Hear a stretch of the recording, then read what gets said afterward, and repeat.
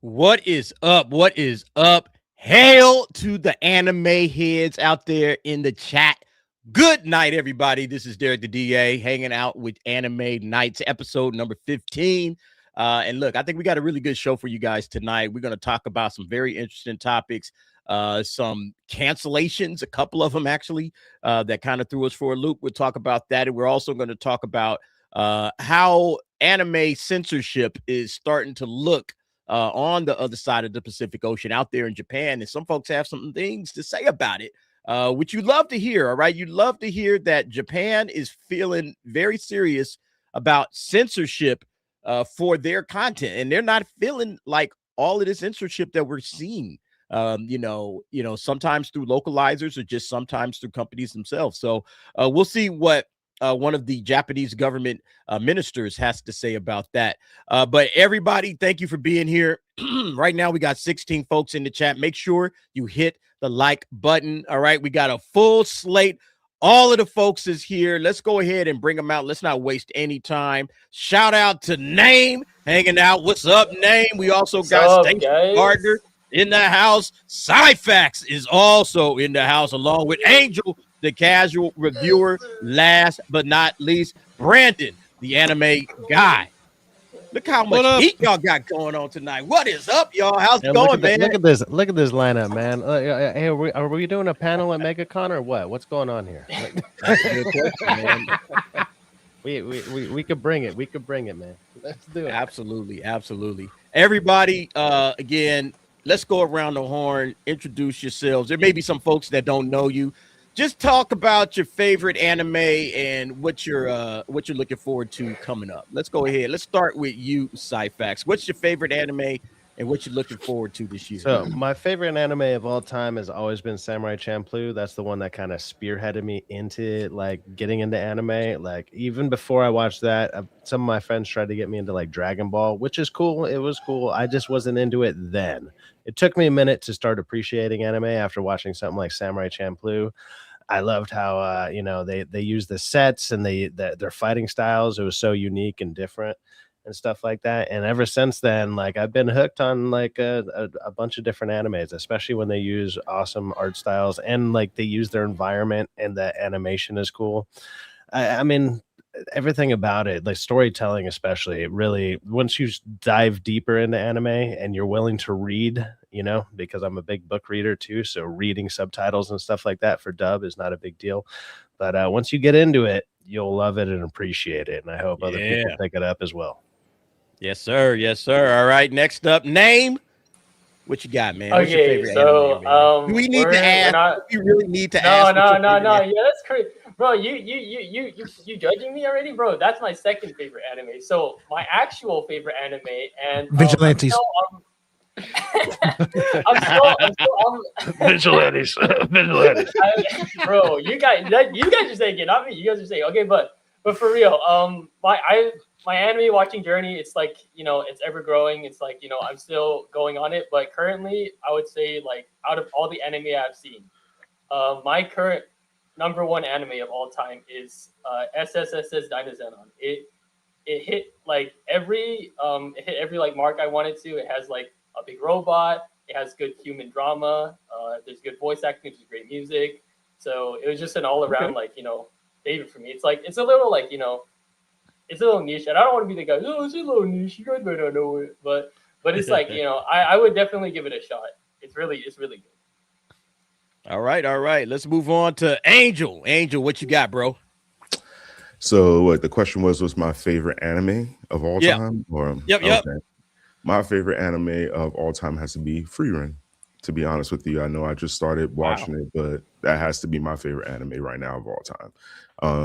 As far as the new one that's growing on me the most right now, I would have to say Senses to Be a Hero. So Sense to Be a Hero is growing on me as well, man. Yeah, that one is I really, enjoyed it. Yeah, all right. The last episode was legit. All right, we got Stacey Gardner. Stacey, what you got? All-time favorite? I'm sorry, I got to go a little bit retro with this. I have to go with Outlaw Star. I came in with Naruto, with Bleach, with Dragon Ball, with Yu-Gi-Oh, but then I saw Outlaw Star and I was just like, that's it.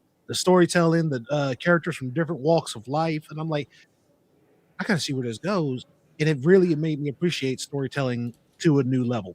So yeah, I gotta put Outlaw Star #1 all time. Nice. Okay. Brandon, the anime guy. Oh, he's getting some snacks. Ah, there you go, man. Getting some snacks for the show.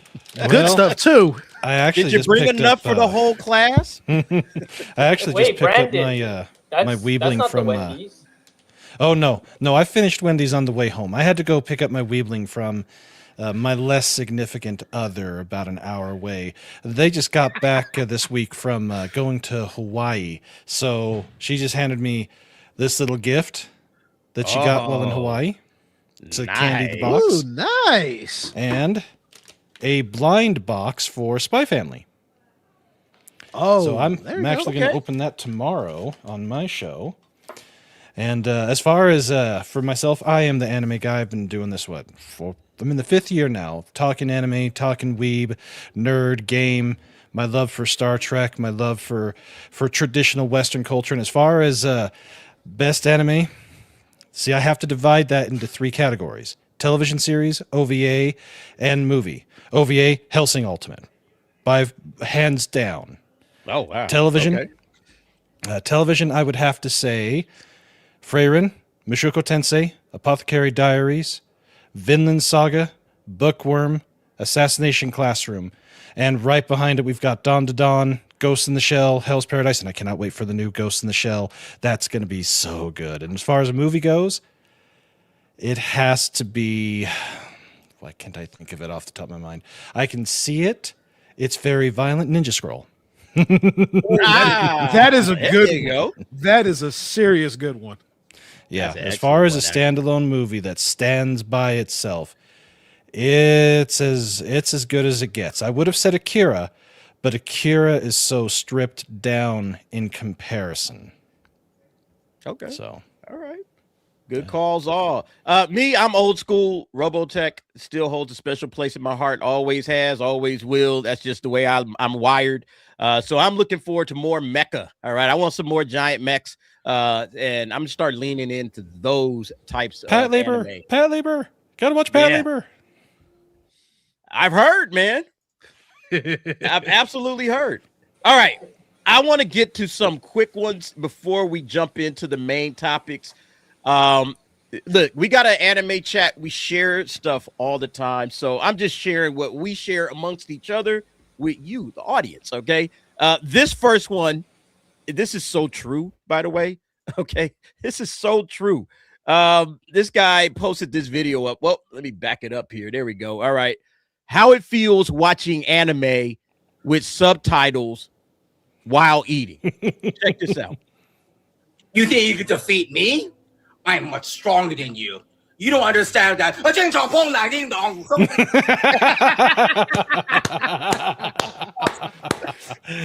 That just seems Yes, so that's right. 正常正常苍叮咚心叮咚. This isn't even my final form. Oh god. Man. Don't look, you gotta pick up that hot bowl of ramen and you gotta bring it up to your face, my guy. Well, All hey, right. see- You can't see, then Mm-hmm. This is why I like this is why I do like sub though, is because before whatever they're about to talk about happens, usually if it's a decent sub, they actually drop like the whole sentence beforehand, so you can read the whole sentence. And so if anything, you might miss what they're doing on screen, but you already know what they're saying. So it's like if I'm gonna eat, it's like I've already read it, and I kind of prefer to do that. I don't know. I'm a fast reader, so it's like I get that, but at the same time, I get what he's saying. I don't. you gotta bring the bowl up. Look, you gotta bring a bowl up to your face. You gotta, maybe you gotta get a towel or something so you don't burn your hand. But you gotta do something different. There's a skill to eating ramen and watching anime, and you just gotta learn the skills. You gotta have skills in this thing, man. There's none of this. Yeah, You're gonna miss half the plot. Next thing you know, you're rewinding. All right, yeah, man, I missed that. I missed the last like 30 seconds of whatever they saying, man. Anime and subbed is not for secondhand viewing. You can't just leave it in the background and all of a sudden catch up the next episode, because you're gonna be like, "What the hell happened?" Like, I'm learning that every Friday. Side facts. Unless you're DA and you know Japanese. No. Now look, I'm learning. I can understand certain words. Like, all right, what's the word that you always hear? And it's like, I know Baka. exactly what that. Yeah, Yeah. Baka. Baka. See, Baka. Stupid. one little trick Troll. one little trick I've learned when it comes to Japanese is start with like the small words and phrases. Go for like thank you, arigato, stuff like that. Sure. Don't try to go for no sentences yet until you basically get the gist of it. I want to build on that. For me, like the way I got into it, listen to music. Like they have like a lot of like, you know, like phrases and like idioms. And although like, you know, you may not use those in like actual conversation, they give you like so many vocabulary and like so many different ways to use it. And it's also like music. You're like, who doesn't like listening to music? So it's also like you get to like, you know, listen to your favorite openings and endings while also like, you know, improving your vocabulary. But yeah, that's a fun meme. So that's what I'm doing. I'm doing a lot of music. I'm listening to a lot of, you know, videos and people just speaking in Japanese and just, you know, giving me very elementary sentences that I can kind of, okay, I'm picking up what they're saying, even though I couldn't possibly repeat it. But, you know, again, you start hearing certain words like nani or nande. You hear that all the time, you know, because they're saying why or what? You know, you hear those phrases, and that's how. Oh, okay. So nande means why. Got it. Okay. So if somebody screams nande, and I'm looking down, I know they just said why. You know, and there it go. So I think that's kind of how most people are starting to learn it, and you know, there it go. All right, one more before we get to our main topics. Name it, share this. Hey, DA, before you. Oh, whoa! Go ahead. Did you say something? But while you're doing that, I got to look up a picture real quick because while you're doing that, I got to look up a picture real quick. I think this woman needs a T rating. Oh, we got T in the house. Oh, there he is. Yes, indeed. Oh, Uncle He T is in the building. is in What's going the on, house. T? You know that Anime needs T. the resident anime hater is always still here to support. Hey, you got to hey, shout out to people. Gotta appreciate it. Even if they don't Bro, like the subject that we're talking about, they still show up. T, Gotta love hit me up on Twitter. Pause. I'll put you on some good mecha, bro. I'll put you on some good mecha. All right, There check is- this out. I like this. Okay, go ahead. I'm sorry. There is one song that if you're gonna listen to, you ain't gonna be able to learn everything because it's so fast. So I'm a spider. So what? The ending for it, the ending song, wild, absolutely wild, catchy as hell. But you will not be able to understand a thing she says. So I'm a spider. So what? Yeah, that was a fun 24 episode isekai that was done about 6 years ago. It really needs a second season. It's one of my top 10 of a show that needs a second season but never got it. Brandon, It's Brandon, that does good. does the what's her name? Does Aoi Yuki sing the ending? Because I think she's is she the actor? I think she for the does. spider? Okay. Yeah, she's That- fast. She's wildly, wickedly fast. Okay, I'm good. All right. Let me get to this, and then we're gonna get to yours, Stacy. I go to anime conventions, and every single anime convention, almost every single anime convention that I've been to, always has a Beyblade tournament. Have you guys ever played Beyblade? Yeah. No, but I think I Name- actually name- have, I never played it, but I remember got it a Baka from guy. like I Bro, remember the oh my commercials. God, the bro. commercials Yeah, were I remember epic too. as hell back in like Bro, late really? 90s, early 2000s. Beyblade just I mean the commercials sold it, but I was like too old for it at the time. Bro, If that came out when I was a little bit younger, I would have been all about it. Look, hey, look, Stacy. hey, he got that shit on him. He not only has been to the tournaments. Have you won any? Actually, I did win one small tournament, and it got me a free entry to a next year's convention at the time. Oh, cool. Okay. Oh, that's All right. so sick, bro. The weirdest Dang, thing was like- for the longest I- time I watched the anime, but a friend of mine actually bought like a number of Beyblades for all of us, and we just customized them. You put this one together on a whim and won. I feel like that's a late 90s version of Pog, you know. You're not wrong. Look, that's what Sturgeon just said. Beyblade is like Super Pogs. Yeah, there you go. Well, check this out, man. If you got some skills, you could go into a Beyblade tournament in Michigan and you can win yourself a brand new Honda Civic. Look at that. Yeah, Nice. You can win yourself a brand new 1996 Honda Civic, dude. I need to practice. Get Bro, your to be practice fair, on, Stacy. It has 220,000 miles. It's barely broken in. You got it, dude. It's fine. Bro, I looked at this picture and I was like, wait a I need to minute. What? practice. bro, DA, you know what's the wild thing? It's Like, just getting started. I don't know if like you scrolled up because like I was seeing a lot of stuff, but I was sending like some of the replies to or like the quote retweets of this meme, bro, where people were like pulling up like other crazy tournaments. Like it was funny as fuck, bro. Like all this. I haven't seen the rest of these. I was just locked in on this because I was like, okay, you can win. I don't know what year this is. I'm not sure what year this is. This is not a new like car for a show. 2001, dude. Like, Oh my god, man! But that has to be like They save gas though. That's the good thing about the cars. yeah. look, Yeah, and if you good at Beyblade and you got $40 and you think you can get it, hey, you can turn $40 into a second ride. You know, it's like, hey man, this is a get around car. You There know, you go. Turn it into 1500.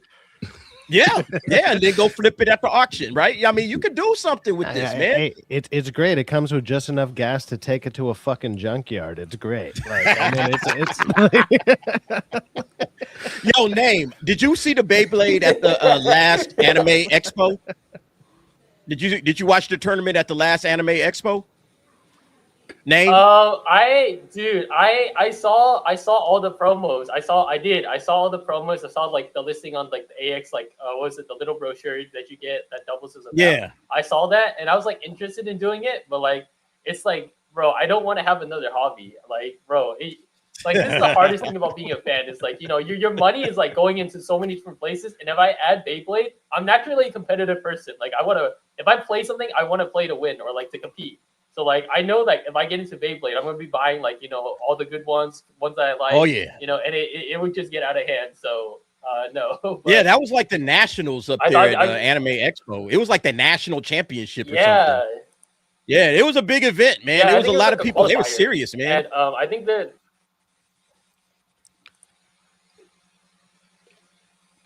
But yeah, that was dope, man. That was dope. So yeah, anybody that got some Beyblade skills, check it out.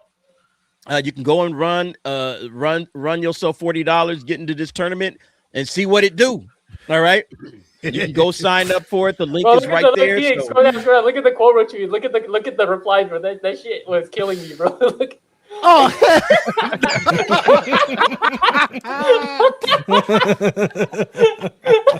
Wow, look at that. With a Honda Civic on the line. That's good. That is classic shit, man. That's absolute classic shit, man. Hey, everybody, thank you right now for being here. 39 folks in the chat. Hit the like button. All right, let's go ahead and thank a couple of people. Number one, we got Draconis in the house. What is up, Draconis? He has gifted not one, but two Derek the DA gifted memberships. Appreciate that, Draconis. And then let's also thank the folks that just became members. Keep in mind, you can always watch the nightcaps after they go dark. With your memberships, you get access to the emojis as well. So once the membership or once the nightcap is over, you can't watch it anymore unless you are a member. All right. And that's a membership at any level, $2, $5, $10. It doesn't matter. But thank you very much, Draconis. Draconis has his own emoji in the chat. Make sure you guys give him some love with that, as I'm about to do right now. And then look, man, we can't do it without these guys, man. I'm gonna tell y'all, man, we can't do it without guys like Draconis, Dragon Master, Zero, Bootzilla, Rogue Sarge, Ruby Hoove. They all support, and we love them for it. So thank you very much, and thanks to the two folks that just got memberships. You guys are awesome, and let's give a little love for the new members. You guys, thank you. Here you go. Oh, nope, that's not the right one. This is the right one.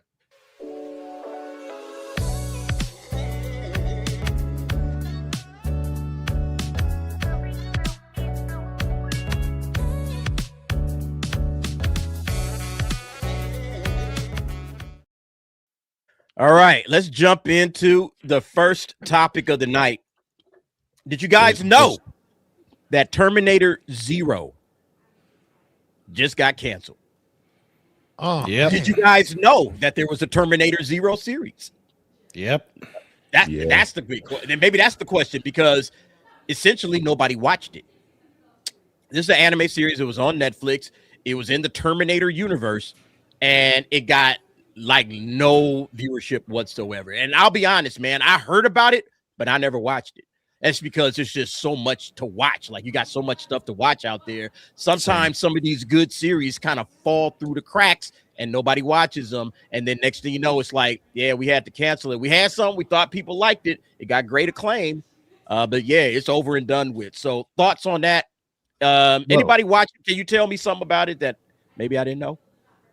Well, I didn't ahead, watch it, but Cyphers. I could tell you this is like, look, how many of us like scroll through Netflix just trying to like almost doom scroll to find something new to watch? And more than likely, we've all ended up on the anime list, and you go through it. I've done that countless times. I've never seen this on there.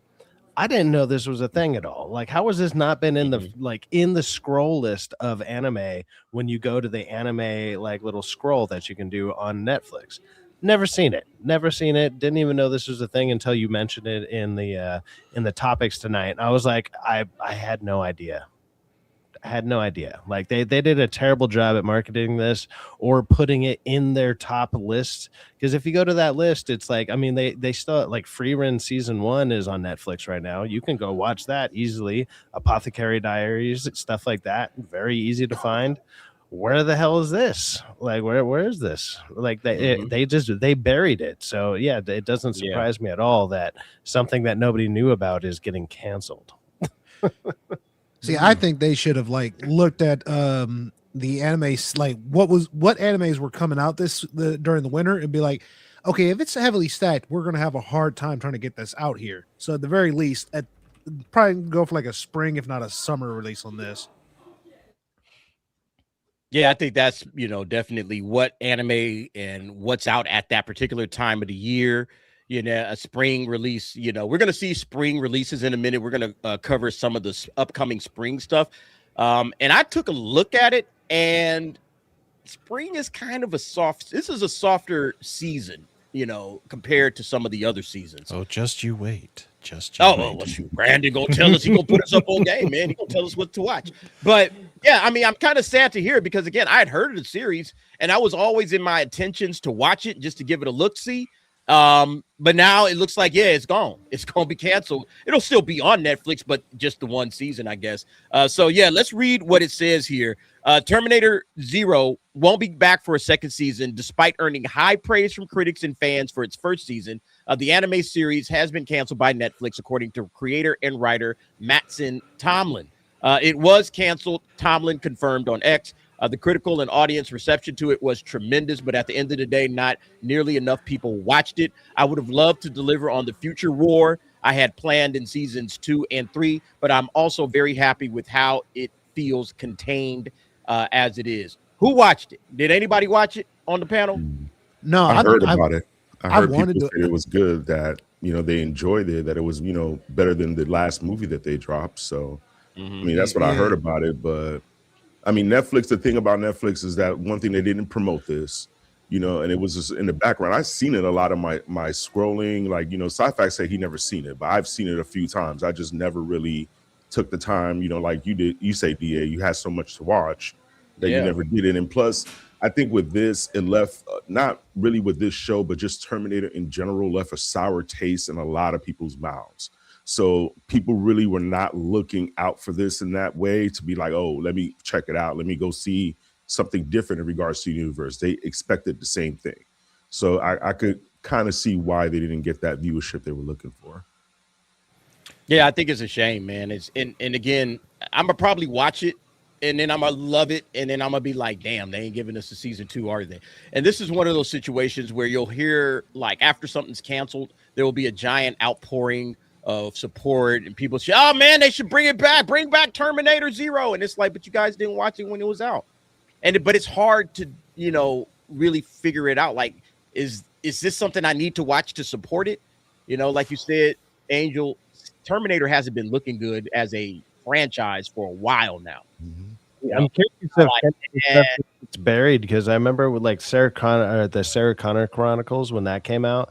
I didn't even know that was a thing until it was either I think it's season 2 and it was pretty much ending. I think it only had 2 seasons, and I didn't hear about it until it was over. And I was like, I didn't even know this was the thing. Like, well, Fox Broadcasting Fox has a very bad history of not supporting shows that should be supported.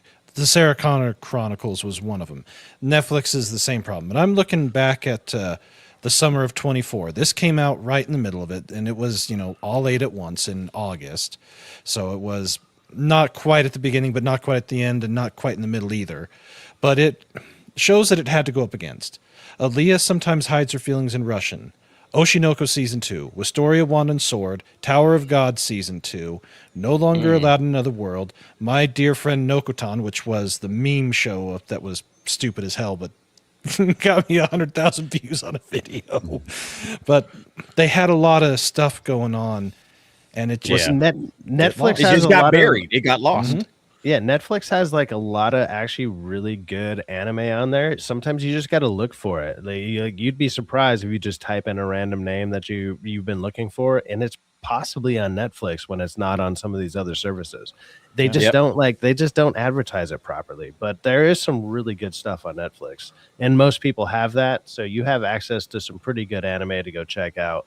Just give it a shot. Yeah. So it says here, thankfully, Terminator Zero tells a mostly self-contained story resolving its central conflict without ending on a massive cliffhanger.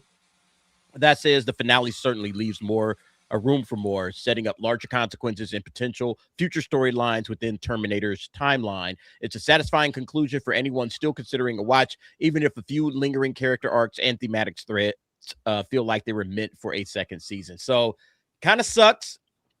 Good anime. Sometimes you be watching an anime and you got to bail on them because it's like, oh man, this isn't really that great. Looks like this was a good one, but we lost it. And yeah, that's a wrap. It's not coming back. We'll figure it out. We'll see what happens. Mac is in the house. What up, Mac? Terminator Zero's main female character is LGBTQ.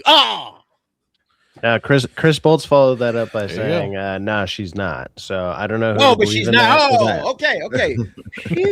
I don't know who to believe on that. Man. Chris was on it real quick. No, Chris, Who the hell knows? Not so fast, my friend. Hail to Mac. What's up, bro?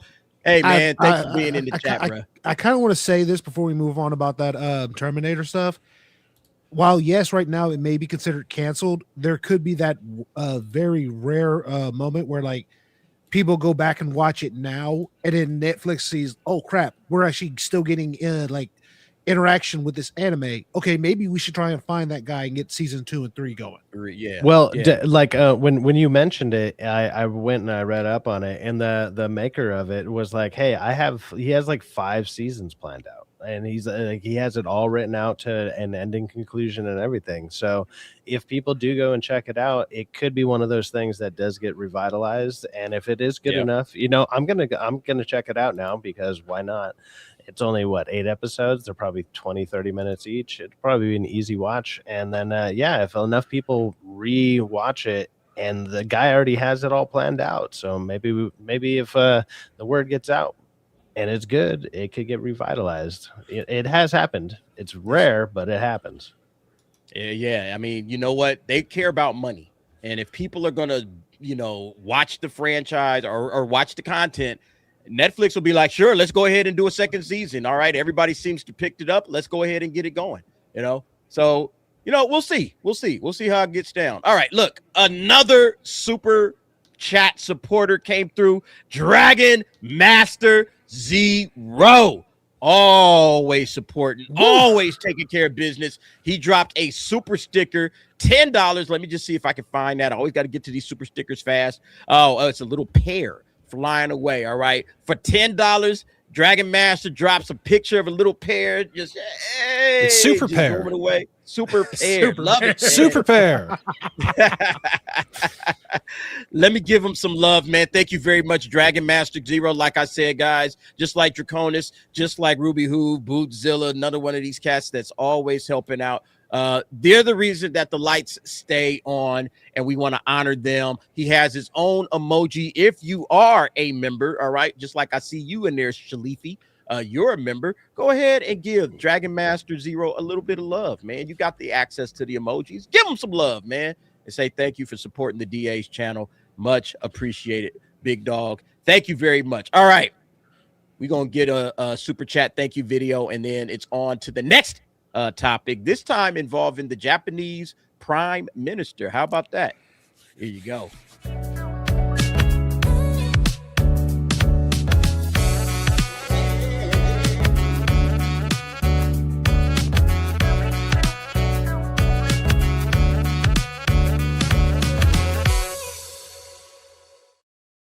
All right. Are you guys familiar with Takaichi Sanai? I think I'm pronouncing it. Yeah. Woo! Yeah, it is Masato. It is Masato come to life. And she is the Iron Lady of Japan who takes no prisoners and opens fire. Let's just hope she is badass. Let's just hope she does not embody all of Misato Katsuragi, okay? Please. That's please. true. But she does have the look. She had the car. She had she's got it all. She's got the look. Yes, she does.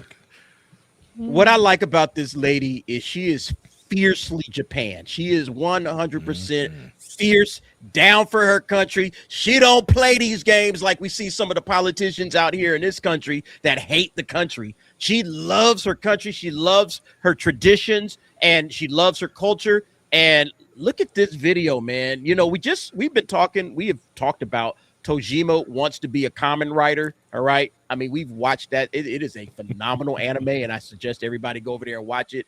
But this is a video from 2019 showing her doing Kamen Rider transformation poses. All right. This is her as a government official, and she is all locked in. She loves her culture. She loves Kamen Rider. Check this out.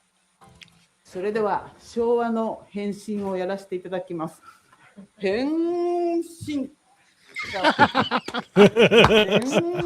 Nice. Yes. We're finally 訪れたのは仮面ライダーです。少年少女で結成されている防災組織少年消防クラブへの入会を呼びかけました。Yes. このクラブでは消防団の指導のもと、全国で41万人の会員が防火訓練を I have nothing but good feelings about this. Can you imagine your politicians like, oh yeah, we rock with G.I. Joe, we rock with Transformers, we rock with Thundercats and He-Man, and they know all the songs and all the movements and everything, and that's what they're about. This lady, she connects to her people when she does stuff like that. She's connected right in with the regular, normal person. This is why she gets elected. This is why Trump got elected, because you got to connect to your peoples, okay? Not to get political, but politicians, sometimes they are so standoffish. She's connected to these people through. Exactly. Yeah, I want to point something really cool out. So in the video, she said she's going to do the Showa era poses, which was like, the era that Tojima watches. So like, the 1970s. But these Kamen Riders are more recent. This is the one on the left, Kamen Rider Wizard. The one on the right is Kamen Rider 01. So like you have that, she's bridging the generational gap too. So like, she's appealing to like the older like people, the people who like, could probably vote. And she's also like appealing to her future voters, the kids that are watching Kamen Rider right now. So this is a really smart lady right here. Yeah, it's really smart to appeal to, like, hey, look, I grew up around the same stuff you did. I'm one of you, and check it out. I still love the same stuff you did, and it's like, what a great way to show it by doing the little poses and stuff. And then it's like she does it so fluidly to where it's like she's been doing that since she was a kid. She grew up with it's not it. Like, it's not like she watched the video and it was like, you should learn how to do this because it would make you look relevant. And it's like, nah, she's been watching that for years. Yep, she is the wife. She's in Shocker. Yeah, she's in Shocker. I will say this: it was very ballsy of her and her party to call for this, to dissolve their lower house, call for the snap election less than 3 weeks later, and it paid off. They were able to secure her own party. And in a multi-party system, a singular party having a 2/3 majority is damn near unheard of. But with their partner, they have more than enough to not only amend their constitution as she needs to, but the opposing party, the commies, cannot call for a vote of no confidence against her. She has they have solidified power in such a way that is wonderful to see, and it's going to be amazing to see what she does. It's going to sound crazy, She found the perfect way to manipulate everything, and right now the only way she can screw this up is if she goes back on. She does it herself. Exactly. I don't even think it's manipulation. I think it's just what's great, and what I think a lot of people are starting to resonate towards is people want people to be for their country. Like I like Americans to be for America. I like Japan to be for Japan. I like Greece to be for Greece. I like UK to be for UK. Like, why is that such a hard concept to back? And it's like, I want you to be proud of where you're from. That's not a hard thing to. No, it's not hard. But if you look at when they embrace it, and obviously when these politicians come out and do so, what happens? They get all their flowers. They win. Man. They get them. Yeah. Well, if you look at the leader of the Communist Party there, she flat out came out and said that she hates herself. She hates Japan and everything about it, and she wanted it to be invaded by who was showing up. And ever since this election's already been done, they've already started to shut down visas to people that are trying to come from countries that don't assimilate, and they're going to, they moved from 99% Japanese down to 98% Japanese. They saw what was happening. They're like, nope. And they're going to, I'm hoping that they do what they say they're going to do, which is kick out those who do not respect the culture. You can look however you want. You respect the culture. If you don't, gone. There should not be any question about her. That's how I've seen a lot of political videos about her, like, her taking charge out there. Like, she's not about the games. Like, she's pure Japan. Yeah, like, crazy. And the people really rock with her because, like, I don't know if you guys saw it around. I didn't send it because I lost it when I was scrolling. But someone made an AI video of Ultraman fighting her. I think it was a Chinese citizen, and the Japanese were not happy with that. They probably actor, weren't. one of the Ultraman actors actually came out and disavowed it. He straight up told them you might got to look into this. He was really calling for copyright, So they don't mess around. They're really rocking with her over there. And I'm glad. Well, I actually have seen the video. I actually have seen the video where there were I hate to go into identity like this though. There were a few Somali people over there who were up to no good, and she did call for their immediate deportation. Next thing you know, people were like, "Oh yeah, we saw them getting basically shipped out." They got burritoed. I see her do that about religion. It was religion why she was doing that too. She was saying that she's seen a bunch of people just praying in front of their church, temples and things like that. You automatically getting deported. No games, no nothing. You're going. Yep. They want to keep their culture. They care more about their culture than some immigrants coming over helping them with the work. It's we'd rather keep our culture instead of having you guys come through here and stomp all over our traditions. No thanks. And that's how it should be. Honestly, that's how it should be. They're seeing what's happening around the world, and they're just we don't want that here. And once it's once you let in one thing, what is that fallacy where it's you give away what's the fallacy? Give them an inch, they take a mile. Yeah. It's whatever that is. It's once you give one thing and it just keeps rolling and snowballing, and that's what kind of has been happening in America and the UK. America is finally fighting back on it. UK is just fucking falling, But they toast. Japan is nah, we're not even putting up with the first stone. We're not doing that at all. Oh, you love to see it, man. You absolutely love to see it. And then we got to move on to this one because speaking of people that are down for their culture, we got another Japanese minister that's down for her anime culture and what she's loved. All right. The Japanese minister, Kimi Onada, says she only likes 2D men. I don't know. This is an older article. She needs a husbando really bad. She is all about anime. She is all about manga. says here the Minister of Economic Security is an open otaku and says she's devoted to the 2D world. All right. So I show this as an example of how devoted she is. She's a known fan, it says, of Fate Grand Order. So she's probably watching Fate Strange Fake right now. All right. She's locked into the series. All right. She's watching it and she's probably loving it because she's a fan of that series. However, she's also not a fan of censorship. All right. So this is her. She doesn't like it. She says, I believe there should be. Go ahead. I was going to say, it must be rough out there for, I mean, most men are only just 1D. They only got the 1D. But, you know, she's looking for 2D. Like, you know, that's going to be rough for her to find. But I respect it. It's never enough for a woman, huh? Never enough. We're never enough. We're never enough out there for them.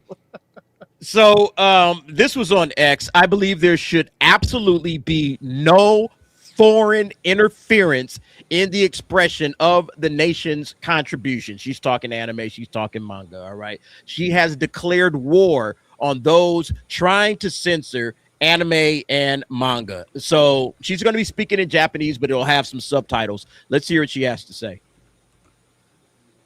Oh, hold on. She started. Hold up, let me start it over.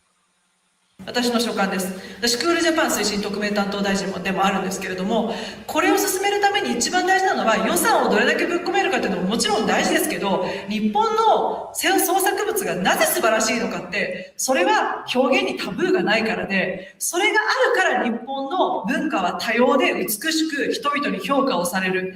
これをコンテンツを推進していくときに、私は絶対そこに国や貢献力の表現の介入があってはならないと思ってるし、それをしないことをやっていきたいけれども、残念ながら野党の中には一部そこはある程度規制すべきだという考えがあるのも事実です。私の所感です。私クールジャパン Is she on a timer or something? Why is she going so fast? No, that's how they look. That's how. Is that how it is? Okay, I mean that is that's actually how fast that's how fast they naturally speak. Well, like you know, some people like but slower, I mean that's like normal speaking. What's crazy? I mean, normally you can like I was reading that. I read pretty quick, and I was like, "Oh my god!" Like I feel like I'm catching up as she's speaking. But no, she's absolutely right with what she said there.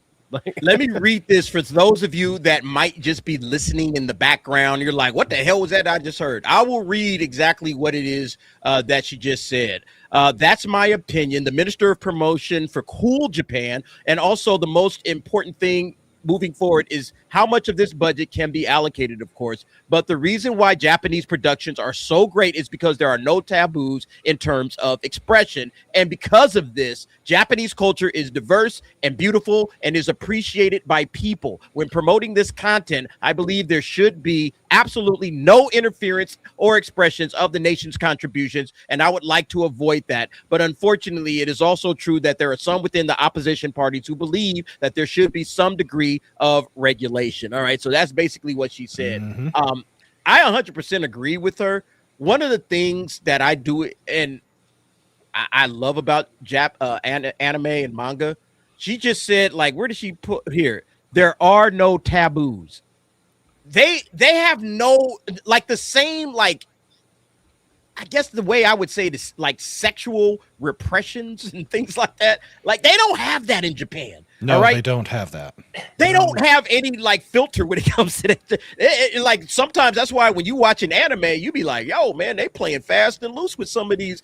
We couldn't pull this off in America, but they can get it in Japan. And the reason is because they don't have those same social hangups. All right. They just let it all hang out. And that's kind of what makes Japanese content so unique, is that they don't have a problem with some of the things that they show. And that's why it's sometimes some of this content might be a little risque, might be a little different, but you love it. Okay. You love anime titties. You love all of that shit, right? Because let's just be honest, man. That's why you like it, because they don't have the same hangups and repressions that we have here in the West. All right. Especially the hentai. Look, I don't watch hentai. All right. Some of that shit that I watch, though, is borderline.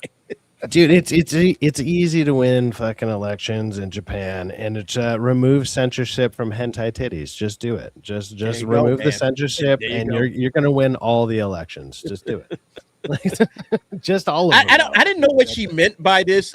She called, what did she call it? Cool Japan. What is cool Japan? So that's an initiative they have in Japan for like regarding the promotion of like Japan's image. I studied it back in community college. It's really fascinating. Basically, like, you know, it's like how they present themselves in the world is like, you know, soft power, and like manga and anime are like a big part of like that. So that's what it's like into. Okay. So they're using their. I got it. Okay. Japan is cool. You know, like I never get tired of talking to you guys about my trip when I went out there. It's a beautiful country. The people are wonderful. The streets are clean.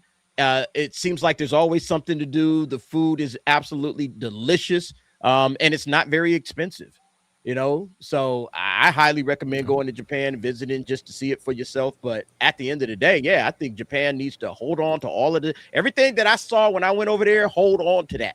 All right. Don't let the West co-opt that and turn it into something else. It sounds like we need to talk to Mappa. Yeah, definitely. I went to Japan one time. It cost me $25 in a shady transaction behind a fucking 7-Eleven one time. But I definitely went there. I swear. You got ripped off. Sound like you got a ZJ. Yeah. Right? Nah, it was like I would say a JJ because Japan J. Whatever. No, you're right. It might have been a ZJ. Damn it. But yeah, I'm all for no censorship of manga, no censorship of anime. And this chick right here who says, I only like 2D men. I think she's gonna make sure that manga and anime are protected and are safe. These are the people you want on the job, okay? Somebody that cares about the traditions. See, I support her ideas on this.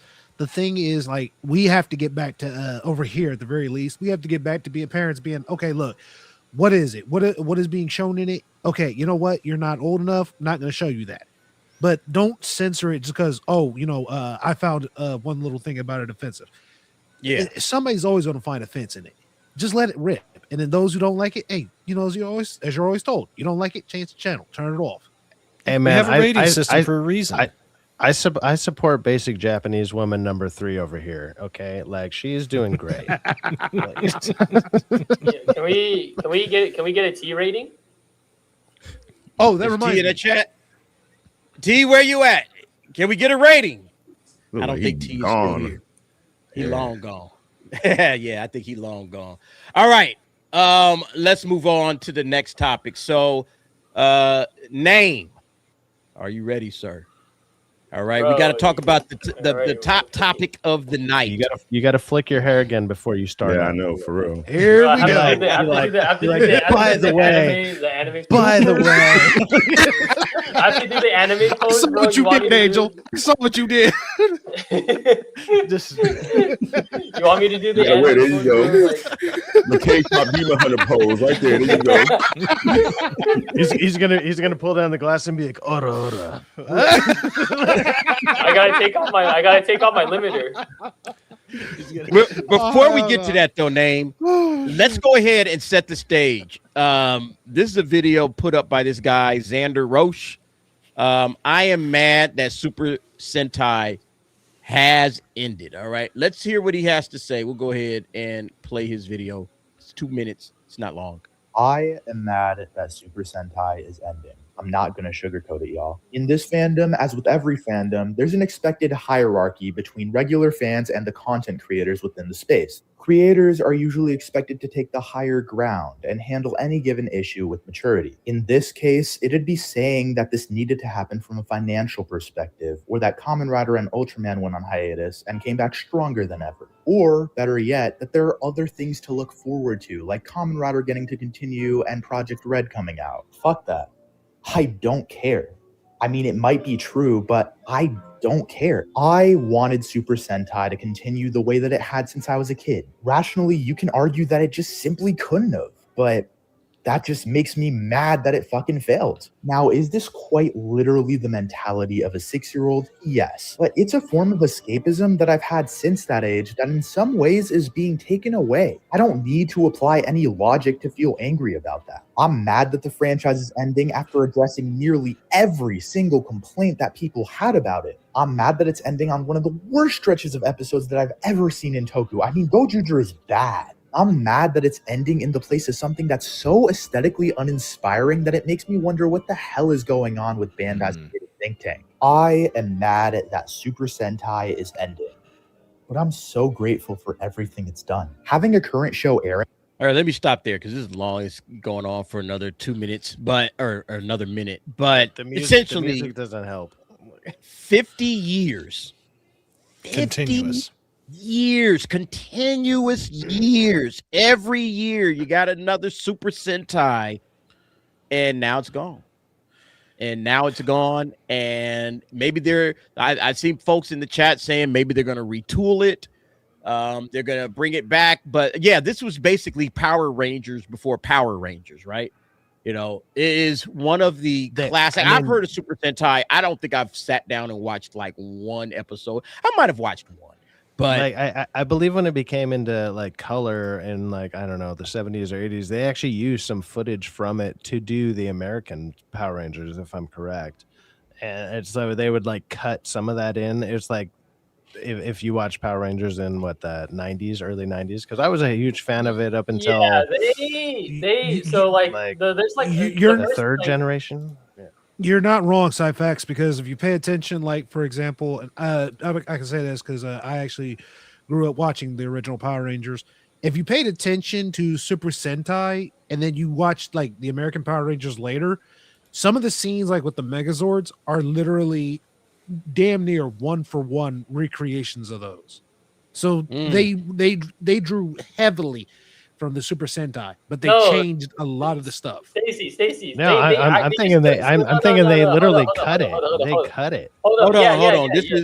Let Nate cook because he's the one that wanted to discuss this. So you guys are on the right track. Any like footage that you see is like most of the like the only like original they did film original footage, like mainly like the human scenes with the American actors, but a lot of like the fight scenes, the Megazords, it's just like they just dubbed over that footage from Japan.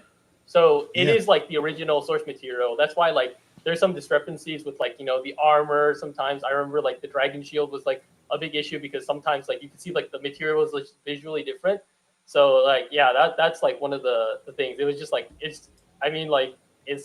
just dubbing over it like anime. So yep. Yeah, but VR Troopers though, right? No, I'm kidding. Does anybody remember that? Come on. I remember that one. So this is what Name had shared with us in the group. Final episode brings the curtain down on 50 years of Super Sentai series history. The final episode broadcast on the 8th, which was February 8th, also featured a special appearance by past Red Warriors from across generations. On the internet, messages of gratitude poured in one after another, such as goodbye, Sentai heroes, thank you. All right. And there's some spoilers. We won't read the article, but I mean, you're talking about the end of an era. You're talking about like the end of like a show that has evolved with television. Like, the guy, like, the video we was watching, he was showing clips from like the first one, Go Ranger. Like you can see like, the stunt techniques, like the camera was like very different back then. Even like, you can even say like, the men and the women that were being cast. And then like you look to it nowadays, like, there's more like CGI, there's more like, I don't know how like, genetics and like works, but, I heard like people saying like, people just like kind of look younger nowadays, even like 20s and 30s. And so it's just like film and television history. Like this is, and I dropped something in the chat. This is like the visual that they had to commemorate like the finale. So this here is there any other show even quite like that? Because the only one I can even come close to thinking it was like a reboot would be like Doctor Who, right? From like the 60s, and it was just a continuation. But they had a 25 year gap hiatus, and then they rebooted it. But I think this one's been continuously running, hasn't it? That's a good comparison. I've seen like a lot of fans liken this, like, you know, it's like Japanese Doctor Who, because like, you know, they have a minimal budget and they do the best they can with it, but like they like what really sells it is like, you know, the story, the actors, like just the setting and stuff. And you're right. I think, correct me if I'm wrong, like, you know, someone in the chat, but I think aside from like a short period from the first season, which was like 70 something episodes, to like the second season, this has been continually airing like every Sunday. Like it has not missed like it has not missed. Could you imagine any show that you like right now running 70 episodes? Like we're lucky enough to get 8 to 12 if we're lucky now. Yeah, but we had One Piece for however long. Yeah, but that's no. that's I'm talking about like television. This is television. This isn't an anime. So like anime doing that is insane on its own. But yes, 70. What, it's going on about 60, 70 years now, something like that. That's incredible, man. Yeah, say that 60 years. No, you said 50 years, I believe. Right? Yeah, 50 years. It's 50 years. Yeah. 50 years on television. Yeah. So and they're doing something every year. So, and you know that they basically like plan this stuff out about what, years in advance? Because by the time we we had original Power Rangers, but by that time they had they were on Cops and Beast Patrol Troopers and all that and stuff in the Sentai series. They were way ahead of our stuff. By the time we got to like SPD here, they were on Pirates, Ninjas. They were already on that stuff. They had stuff basically planned out in advance, and they worked it out as they were already doing other stuff. So that's how that lasted for so long. They nurtured every single idea before they ever did anything with it. What also seemed like they're willing to go with whatever ideas were thrown out there, which nowadays all the new ideas is just like, hey, how many different times can we sit at a different table looking at different directions eating the same food? I don't think that hits the same as like fighting cool different monsters for 50 years. Wait, Name just shared this, man. I gotta share this. Name, is this AI? No, it is live action. That is crazy. So, you know, this is like, I had another video and I lost it. But it should be in the chat if someone can find it. But this is the actual footage, and like there's some behind the scenes. These are all like suit actors, and this is on location too. This is not a green screen. They're all still alive. They literally. I'm actually more surprised they're all still alive. That's kind of impressive. But this is fucking awesome, man. The story they would use for this is basically like some kind of time wormhole. The thing is, and I wouldn't be surprised on this, they made copies of every suit so that way if like the people in them got older, they could adjust, and then like years later they could set this scene up to where like, okay, we're gonna end this in like one big battle like this. So this makes sense when you do it right. Look at this, man. Didn't the Power Rangers try to do something like this recently? Actually, Angel, you're right. So they tried to adapt this season, and it was really bad. Like they did not do it justice. Like every time before they had the old Rangers back, like Jason. But yeah, it's like they're like a bunch of the Rangers are dead. Yeah, look, there's the OG Kamen Rider. All these people are alive. Yeah, because they had the OG Kamen Riders in there. Yep. Yeah, it was. You go back a bit, like there, you can see the ones that Tojima looks up to. There was like V3. There was like the first two Kamen Riders. It's really cool stuff. Like, but side fact, like I don't think like aside from like helmetless shots, I think these are all like just stunt actors. Like they did bring back more than likely they're like, it's like who can actually make it, and like can you even run this far anymore? But this is crazy. I think the number of people was like 485 stunt actors, and like this is like all in a day's worth. That's badass. So, like, now and then like we just to be able to do that. Yeah, there you go. You're right. That's what's the name? V3? That's V3, right? Yeah. Yeah, and then there's what's his name? Rider Man. Yep. And Rider Man. You're right. Now, and then you guys just think about like bad. this, like, you know, a limited budget, and then you think about like how much money they put in Avengers Endgame, and like, you know, okay, like, you know, they had the actors in that shot, but like a lot of it was like CG, and like, you know, I'm pretty sure like some of the like the people in that were CG too. Like look at this, like this is like, you know, they're doing the best they can, and this is phenomenal. This is because this is because the Japanese know exactly how to get the bang for the buck. They know what they're doing. They know how to get it, and they know how to do it right. Now, to earlier to Angel's point when he was talking about like crossovers, like Ranger crossovers, they did them like based on certain events. Like for some, they would have like all the Red Rangers and so on and so forth. And some of that worked, some of it didn't. They pretty much do a crossover like every season. They would like, you know, have the current season and like meet up with the previous season for like some whatever reason. And then like you know, like Stacey Gardner is saying, like occasionally like for anniversaries or like for specials, they'll have like these big team up events. Like this was the biggest one. Like I don't think anything has like surpassed this, because like there's like it's really the teams have gone bigger. This was their 35th anniversary. So like, you know, you think about like right now, 15 years later, like how do you top that? Like there's no way to top this. None. Yeah. And this isn't just Sentai. This was Kamen Rider too. You guys see the Kamen Riders in there. So it's two different like franchises. Like, and now like both franchises are like, you know, 15 years later, it's like, man, like I wonder what that would look like. Like, what would the budget be on that? What would you think about the history though, man? Like, how many series did this inspire? How much anime was inspired by these series? How many? I am glad you said that. I'm about to drop another link for you. So oh shit, now, here we go, man. You got another one for us. Another reason why I think that this lasted so long was because if you stop and think about it, Super Sentai and Kamen Rider, you can bounce almost anything off and make it work as long as the premise is still the same. That's why it works so well and it's lasted so long.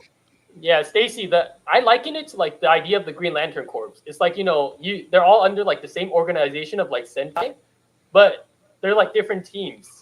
And like, you know, that's how you can buy into it. You know that like, you know, one team is out there in the world, they're still like doing their own thing, and then like, you know, there's like another team in this part of the world doing their own thing. So that's like how easily the kids can buy into like, you know, season after season why the teams are changing.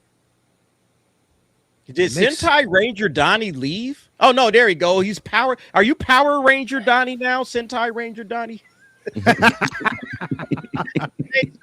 Like I'm Power Ranger now, man. Hey, hey, look. Is that your grinder photo? What is that? Wow. What are we looking at, Name? What do we got? So this is an anime. I haven't seen it yet, but I've heard of this one. And it's so good. They shot for shot recreated one of the roll call sequences from Super Sentai from one of the seasons. It's girls. Let's go ahead and play it. それでは皆様お待ちかね。まさかの戦い繰り広げ、戦車同士に新たなページを刻んだ優勝の立役者。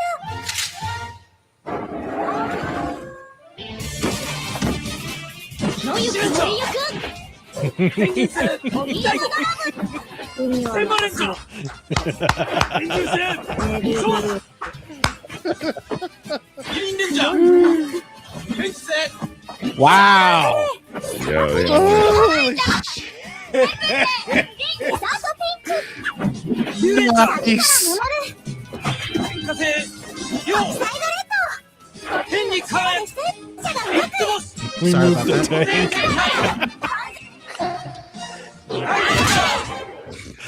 Oh, that's awesome. Oh if you my get a chance to God, watch that Girls is- in Panzer, you'd laugh your bloody- ass off at it. That is was so awesome. beautiful. That was so beautiful. Dog. That was tight. Go ahead, Name. Nah, I think that's super cool. Like, you know, we were talking about like you pulled up the article, like people tributing like, you know, Sentai. Like, I was trying to like, you know, I didn't know we were gonna stream it on that day, but like I was trying to like, you know, trying to catch the trend, and I missed it because I fell asleep. But even after like I woke up and like a few days after that, people were still like, you know, sending their tweets out like tributing the show. I'm seeing like so many actors that were on Sentai, like so many like you know, directors, stunt like actors, you know, and just like the fans getting impacted by it, and just seeing like how much of an impact it had. Like, you know, that was just one clip, but there's like so countless examples of like, you know, Kamen Rider, Sentai, and just like the broader like tokusatsu genre, like the impact it's had on like anime and just like film and like TV in general. But it really like one of the cool things about like Sentai that they would like be more likely to take chances on like newer actors, and you'd find some gems in between them. Sure. You guys remember the guy the like the hot-headed guy from Godzilla -1? Yeah, I know you're That talking guy. about. His first big like role was in Super Sentai, and since then like he's been like a really famous actor. Like it's really hard to book him, but he still like came back for like the previous season to do a little cameo. So I thought that was cool. But was he in that shot? Was he in the shot with all the cats running? Yeah. So he's the blue Gokaiger. So that is so fucking awesome, man. Tight. That is dope. I'm gonna pull up another. I know we're going a little long on this. No. This is the topic of the night, man.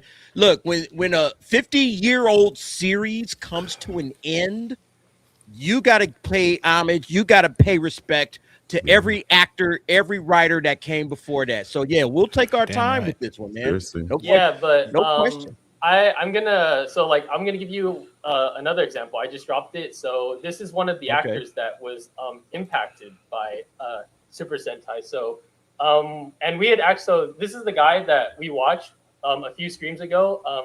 Not everyone was here, but Cyfax and DA, if you remember the guy that I showed you, this is the Gilgamesh DA as a child. Yeah. So this is him wearing like he said he watched Go Ranger as a child, and in the final episode, in the finale that aired like a week ago, he got to actually morph into like the first Red Ranger. So like up until now, like he'd been you know how like sometimes like if they can't get an actor to do it, they'll have like a voice actor like do like double as them and just like not show their face at all. So like whenever they couldn't get the original like Red Ranger actor, they would have him like do voiceover for him. And up until now, that's been the case until like this final episode where he gets to like play a character that morphs into a variant of that guy. So like he was writing like he fulfilled like a lifelong dream of his, and I think that's just like super cool. Like there's like so much crossover between like it's pretty awesome that especially like and of course it's from Japan of all places that does stuff that respects stuff like honor and heritage and legacy. And of course, this would be the place to do it. And one of the, if not probably the longest running show in history that has gone for 50 years, like we've been saying. Long time. It's just super impressive. And I like how they, what they did? They showed respect and honor to this amazing franchise. And even it's so ingrained into their culture that even their new like their politicians are doing the poses and stuff. Like that's how crazy it is. And I actually think it's awesome. I think that's amazing. I wish and I hope America has something like that eventually, But I mean, we have series that have lasted that long, like Star Wars. I mean, Star Wars is coming up on its 50th anniversary next year. But you see what they've done to Star Wars. All right, they've absolutely ran it into the ground. They butcher it, and they absolutely destroyed the 50-year-old franchise that it is. So yeah, they actually still care about their, even if it falls out of like, popularity, like relevancy, Right. It's not popular. It's not as relevant as it once was, but they still pay homage to it. They still care about it. They still treat it with respect. And you gotta respect people that treat it with respect. All right, Name has got more. All right, he got another one. So you can just let this play in behind while we talk. This is the behind the scenes of the clip that we watch. Like, look, this is the behind the scenes of the filming. So like you can just play it while we talk. Yeah, go ahead. You can watch it. We can watch it, Name. Serious question, dude. How are your hands, man? Because, like, dude, are you just are you just grabbing the pans while they're hot? Because you're just grabbing them and just lighting them up, dude. Bro, I've just been like flicking a pen, pause, like while I do it. It's just like it's just like a fidget, it's like a fidget spinner. But like just speaking on like just cooks. Just cook. Let me cook, guys. But like that voice actor that we showed, his name is like Seki Tomokazu. He's like one of the main examples of like how much overlap there is between like anime and like voice acting. So like there's like a physical, like, filming section of like Super Sentai, with the acting stuff, but there's also like, this is what Power Rangers do. There's also like, after you do the filming, there's sessions where you have to do like ADR to dub over like, the suit scenes, because like, the grunts and all that, and like the stuff that, the actors wouldn't be able to handle. So like, the stunt actors would shoot the fight scene, and then like the actors would dub over it in the studio. And some actors, like, they love the dubbing process so much that they become voice actors. There's off the top of my head, there's a voice actor called Mao. She was she's the Yellow Ranger all the way to like right there. I don't know if you guys can see it, to like the right. She was that. Yeah. She played the Yellow Ranger in that season, and then like she fell in love with the dubbing process that she just became a full on voice actor. Like, I don't know if she does like any more like live action roles. Like, she does come back for like anniversaries, but I think that like in terms of like her life, like it's very limited compared to like what she's doing in voice acting right now. And what else? This is so fucking cool. Let me just say, man, this is what I'm watching right now. It's so dope. Like they put this together, and they got all of these actors out there to get this done, and they filmed it. This is so awesome, man. Yeah, and then like it's also like what we can happens. segue into like the AI conversation. Oh, This sorry. is what happens when you give the fans what they want. Exactly. That's all it is. It's This is like, how hey, Avengers Doomsday should be looking. It's like this exactly. It's like This I is should how not Endgame know should've who's fighting who, but at the same time, I know they're all there. Damn it, Brandon, weigh in, sir. What does this mean for, like when you see 50 years culminating like this, and then it's over, it's gone? What does this mean overall, in your opinion, for the entire genre of anime and manga and everything that has been inspired by Super Sentai? Well, all the stuff that's been inspired by it will live on, but this is not to be a downer, but it's a cautionary tale. Be careful who you partner with in America, because they will try to fuck you if you're not careful. Oh yes. Read the fine print. That's what's happened here. This is IP rights hell. It's the same problem that's happened with Macross. Harmony Gold back in the day. When did this come out? I'm sorry. Sorry to interrupt. I'm just curious. When did this come out? I think 50 years, bro. 2012. Like, are you talking about this particular one? No. Well, because like check them coming out of the portals like that, and then think about Endgame. Do you think they stole? That's what I'm saying. Stole this idea from Endgame? Of course, Endgame stole. Of course, the saying, yeah. Hey, bro, well, I didn't know that. I'm just seeing it now, and I'm putting it together like an idiot. It's not your fault. I didn't know this existed. I gotta talk about this, bro. I remember. Hold on a they second, dropped name. that, like, Hold on a second, name. Cyfax. They didn't steal this. They butcheredized it. Go ahead, name. Bro, I mean that's dude, fair. This but was I'm like, crazy. hey, I'm putting one to one together over here. And nah, it's like you're put your tinfoil hat on with me, bro. When they put out that article in like 2018, 2019, literally coming out of portal. Like, Avengers Endgame is the most ambitious crossover of all time. Like, bro, like this isn't just like, come on, bro. Like, bro, it's like. I mean, I would have figured they would have done it in like an anime or something crazy, but no, this is literally this is live action. I mean, it's cheaply done live action, but at the same time, for something that's been going 50 years and they've managed to keep it afloat. Bro, congratulations! It's kind of amazing. Think about the budget like Endgame had, like, and they couldn't like it was like mainly like CG, green screen actors. Like, it's like this like hits harder. And I want to segue into like the AI conversation, because we've been seeing like all the advancements recently, like, and it's cool and all, but like I don't know if like AI can do this. Like, there's weight to this. Like, you can feel the hits, and like of course like you can see some like CG in there, but like the CG like enhances it. Like most of it is still like minimum actors acting, like, and yeah. This is just so badass, man. I'm just loving this, man. I can imagine, like, I don't know, like the fight choreography guy being like, you want me to do 400 people versus 400 people? What are you talking about? It's like, hey, like, just wing it, just go for it at that point. Like, what are you doing?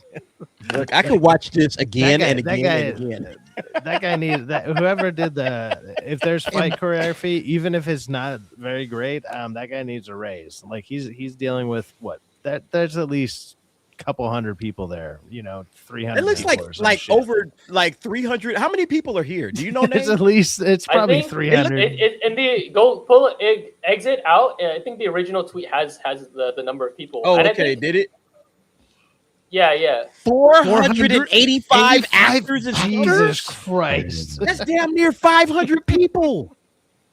Jeez. Yeah. Well, man. I mean, is that just on one side, or is that one one side versus the other? So there's 900, or is that in total? That's all together. That's all together. Okay.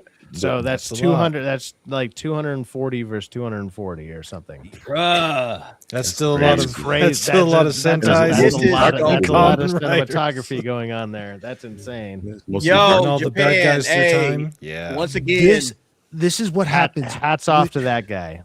Whoever. go ahead, Stacy. Go ahead, Stacy. This is what happens when you know what you're doing. You know how to get it for as less as possible and still make it work. You aim low and you score high. This is a prime example of it. Yeah. All right, name. Last one, name. All right, we gonna get. Oh name is shit! trying Last to- one. Okay, hold up. Okay. Yeah, is this the Okay, last one you want? I have a few more tweets, and then we can. I'll try to.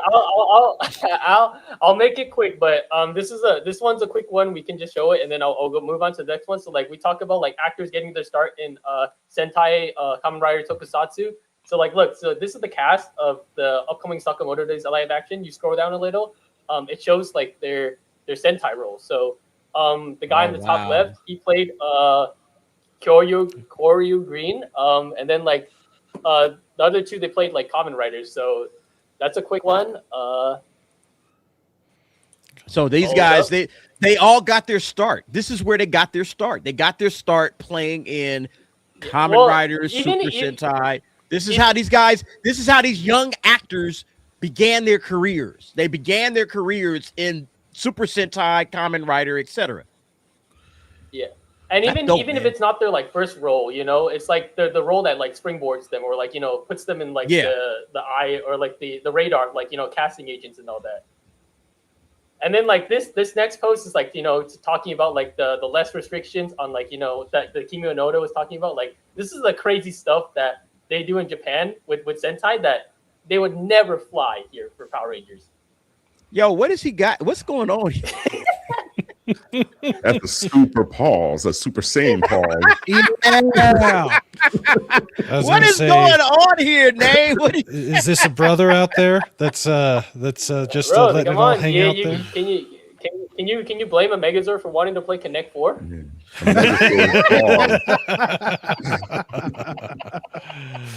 Oh my God. We had to pause that. Bruh. You gotta love Japan, man. I love Japan. This is why I love Japan. Oh man. But look, respect to Super Sentai. I think I've maybe watched one episode of it, but I love history. I love the fact that, it inspired so much anime. Some of the great anime that we get right now is a direct, has a direct connection to Super Sentai. So rest in peace. Maybe not rest in peace. Maybe it'll come back, Depends upon if they can get the rights held figured out with Hasbro. And the way Bandai is now, I don't hold out hope. Okay. What's Alpha Proto has been talking about it in the chat. We've been glancing over it, and we're gonna go overtime. Okay, no. Yeah, I saw Alpha Proto's comments. Yeah, he just posted. Wait, go ahead, Name. This is Name. You say it, bro. I've been hearing that one of the reasons why Sentai it's harder to get over here in the States as opposed to like Kamen Rider is because like there's like some like funky clause that the Power Rangers written in that they got to go through like the Power Rangers like rights holders first before like they can get Sentai. So that's why we've never seen like an official like live like or Sentai like broadcast or like they can't bring it over here as easily. Whereas like Kamen Rider, like just this year they've been simulcasting their current season in Japan and like across like certain like areas and countries like internationally, Whereas like Sentai, like, you know, the only place you can get is like, you know, I think someone said on Tubi, or like, you know, if they release like the Shout Factory like this, which I don't even know like what the situation with that is now. And even then, like the Shout Factory like this, they're so behind. It's like they're like a few, like, you know, at least a decade behind. So like, you know, anything that comes out in Shout Factory is like bro, it's like we've been known that if you sail the seven seas. But that's one issue. And then the producer talked about, like, you know, there's an interview. It was really long, so like I was reading on my own time. I didn't want to send it over, but the producer of like Super Sentai, he said like one of the reasons that shut it down, like, you know, not like, you know, we can talk about like low toy sales, like all the, you know, rights and all that. They also cited the MCU as an example of like, you know, why they're shutting down, because and it's not like the MCU's fault, but they used the MCU as an example because, you know, you talk about like recognizable heroes like Captain America, Spider-Man, Iron Man, you know, one actor playing them, Chris Evans, Robert Downey Jr., you know, we cycle through several Spider-Man, but Tom Holland for the MCU. Whereas like Sentai, they keep cycling teams every year. There's no like, you know, there's no like the guy. Like they have several guys Right, back. right. Never like, you know, it's never like there's only one Spider-Man, there's only one Captain America, there's only one Iron Man. So like the recognizability and like, you know, the like it's less consistent. So they cited that as like, you know, a reason or like a factor that, and I thought that was interesting. It's like, you know, you're comparing it to the MCU, which is like failing right now.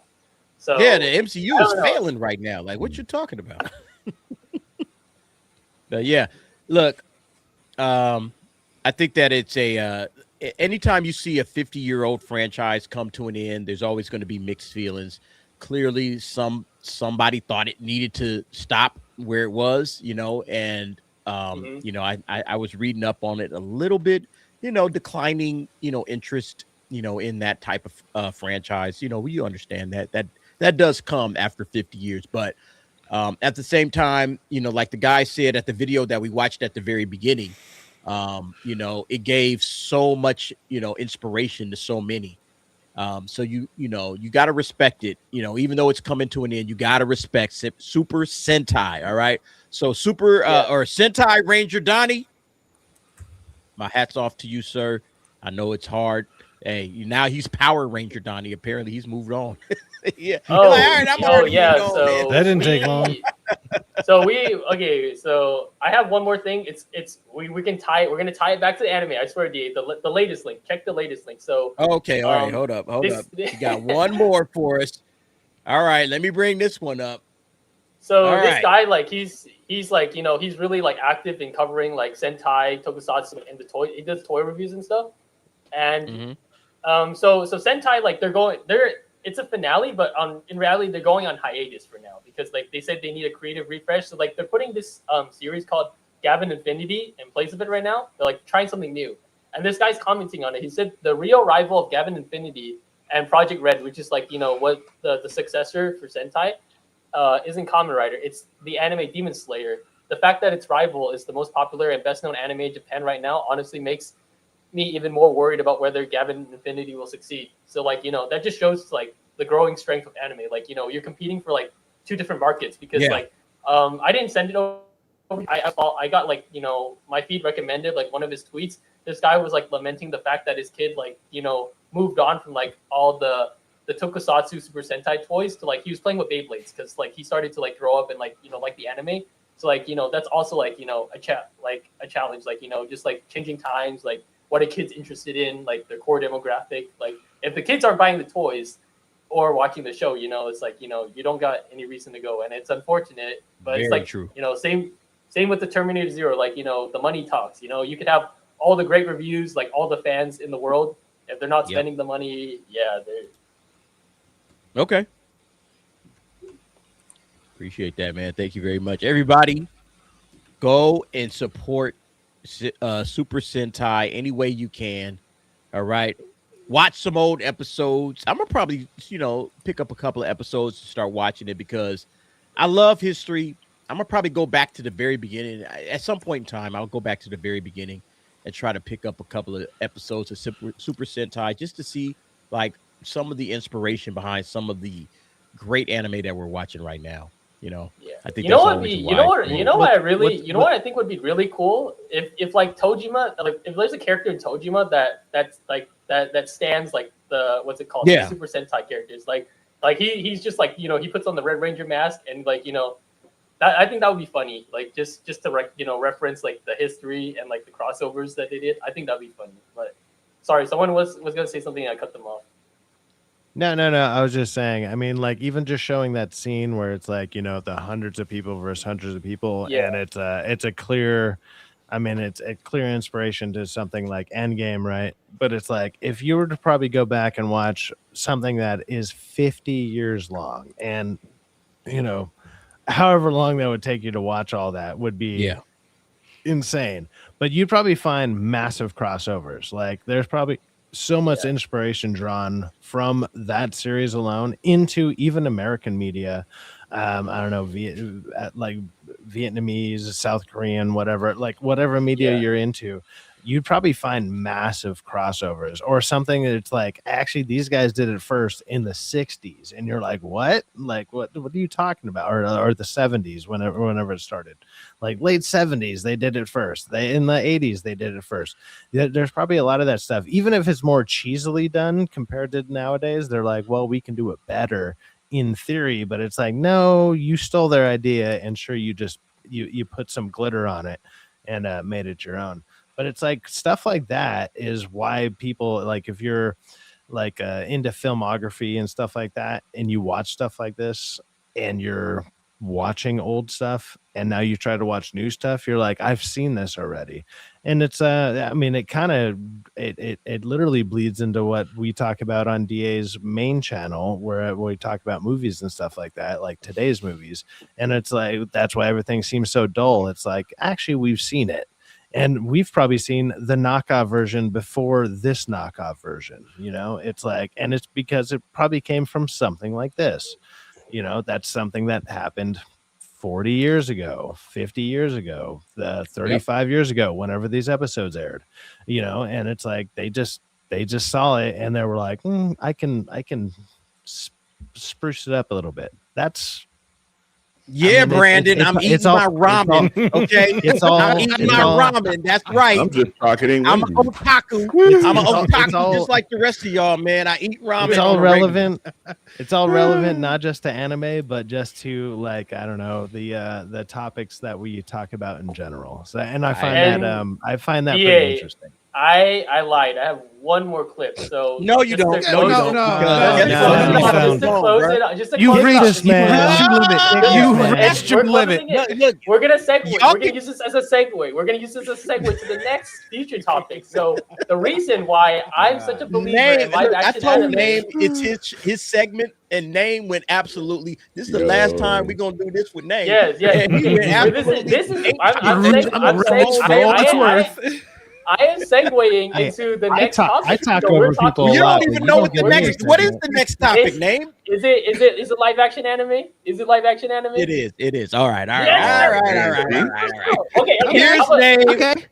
Okay. So, we're talking about live action anime, about like, My Hero, how the visual's gonna look. Look, if they get like this kind of direction, I think we're in good hands. Like Sentai, to me, like I just view it as live action anime. Like, they got some like goofy episodes. They have like, some serious episodes. They got some like fight scenes.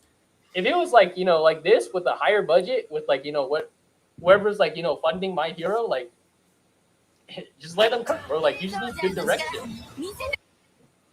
You know what this fight scene reminds me of, or what it makes me think of, is when I was like 7, 8 years old and I had two toys that didn't belong in the same universe, and I would fight them in my head. And like, on a WWE or WWF wrestling arena. And I was like, let's just fight them together. But in my head, this is what I'm seeing. As a kid, I'm just being like, oh man, he's throwing the power over here. Like, this is the visuals that I'm saying. It's like, there's a power coming out of that. Back to childhood, huh? Exactly. This is my childhood, like fighting random action figures that I had at the time. Like, this is what this reminds me of. That's where the idea of wait. Who could beat who in a death match came from. What was it Name was saying? I got to hear what Name was saying about all of this.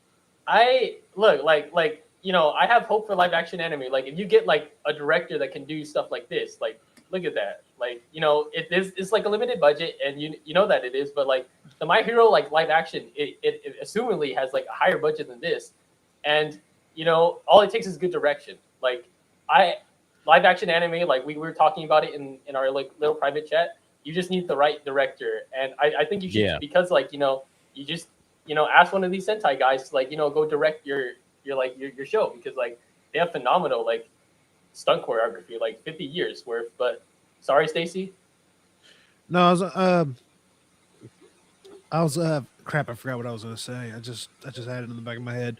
But as far as live action anime, yeah, I got to go with you, Name. If like you got a director behind this, then the sky's the limit. But other than that, I'm like, yeah, you're not going to be able to go too far with that. Damn, this shit is hype, man. I love that move right there. Like, what the like, damn, like this dude's playing paddleball with the monster. Like, what the? It's like, this is pretty gangster. I mean, it's like a live action cutscenes. Like cutscenes from a video game where all of a sudden just shit flashes and you got to hit the button just right. But it's live action. This actually looks pretty awesome. Yeah. Oh, back to what Cyfax was talking about when he's like, you took two toys that really didn't belong in either universe and you just fought them. I was like, that's where the beginning of who would win in a death match came from. That was basically what started all that crap. Well, that's what like most of these Power Rangers fights are. It's like, what's a random toy you got? And let's have them fight. And they're like, we just got to change it a little bit. Bro, yeah, like, what do you think of their monsters are? That's a funny story, Cyfax. So like this season, which is like being showed right now. It's not a story. Like, that's just life. That was life for a lot of us. all they did, like pretty much, like this was the final season, and all they did, like every episode, like they would have some like story arcs and shit, but like most of the episodes, they'd just be fucking around, leaving random shit. Like it's like literally like you were playing with your toys. Like every episode you watch, like they would just be doing something random. It's like. It was a crazy to watch every week, and now it's over. I feel like this is the inspiration for like you ever played WoW or Final Fantasy 14, and like you do a move and your character looks like they're swinging, and they definitely probably are, but you're so far back you don't actually see it. This is like the up close and personal version of it. And it's like it's actually pretty dope, man. I you know what, man? I'm gonna be honest, man. I want to watch it. I want to watch this. This looks awesome. Yeah, this is pretty awesome, fucking man. I'll be honest with you, like, man. I don't have enough time, man. Damn, that's the problem, man. I don't have time. That's what I'm saying, bro. Like it's the best. DA, you don't got time to watch 50 years of television? What are you talking about? No, I don't have one. Aren't you 50? Like you should have been watching it this whole time. I guess so. That's what I'm saying about like this is the best and worst thing about being a man. fan. Just set your clock and set aside like 2.5 years of nothing but doing that. Just come on. Bro, like, DA, just drop. Come on, DA, drop Starfleet Academy and watch that instead. I think your audience will understand. Seriously, man, I really want to. I really want to. Save your brain. All right, you know what? It'll be as good. It'll be just as good. Right. He swears. Save myself, right? Save yourself. Okay, look, we got to move on, guys. We'll see what Super Sentai does in the future, but we're gonna talk right now about Blue Lock and the live action. It's a Blue Lock movie coming out. You guys aware of this, man? Bruh. Yeah, I saw the preview for it. It's Blue Lock wasn't my thing. I mean, Blue Lock fans out there, we got the World Cup coming up this year. All right. It's interesting to see. It's going to be interesting to see how this plays. But let's go ahead and watch the trailer for the Blue Lock live action. 才能の原石どもよ。ここにいる300人の中から世界一のストライカーを作る実験をする。299人の人生はぐちゃぐちゃになるだろう。さあ、始めようか。ブルーロックを。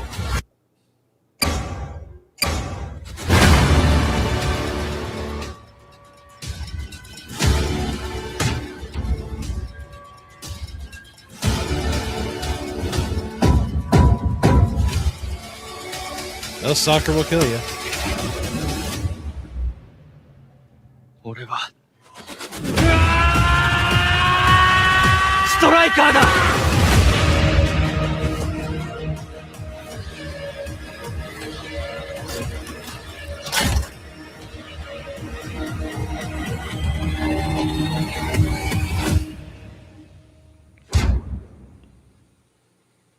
Okay, look, we got to talk about these live actions, man. I think the first season of Blue Lock is really good. It falls off after that. All right, it's not that great after that, man. It is just not that great after the second season of Blue Lock. And I'm a big sports anime fan. I think sports anime are awesome, but nah, not that one.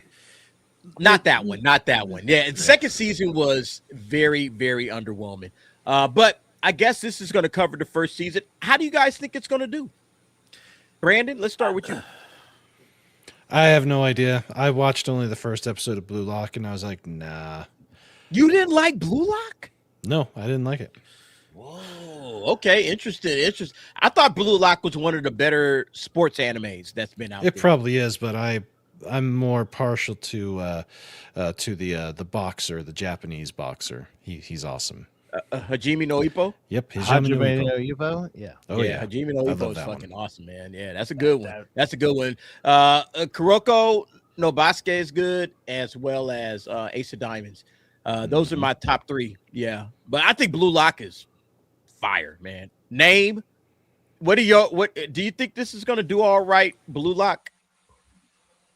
Okay, I know I've been speaking a lot, so thank you for giving me this time. But I really, when I saw this trailer, some things that I immediately liked, was that I liked the vibe of it. I don't know if that's the right word. Like when I was watching season 1, like, you know, I liked it too, but I thought like the Blue Lock, like, it was too well lit.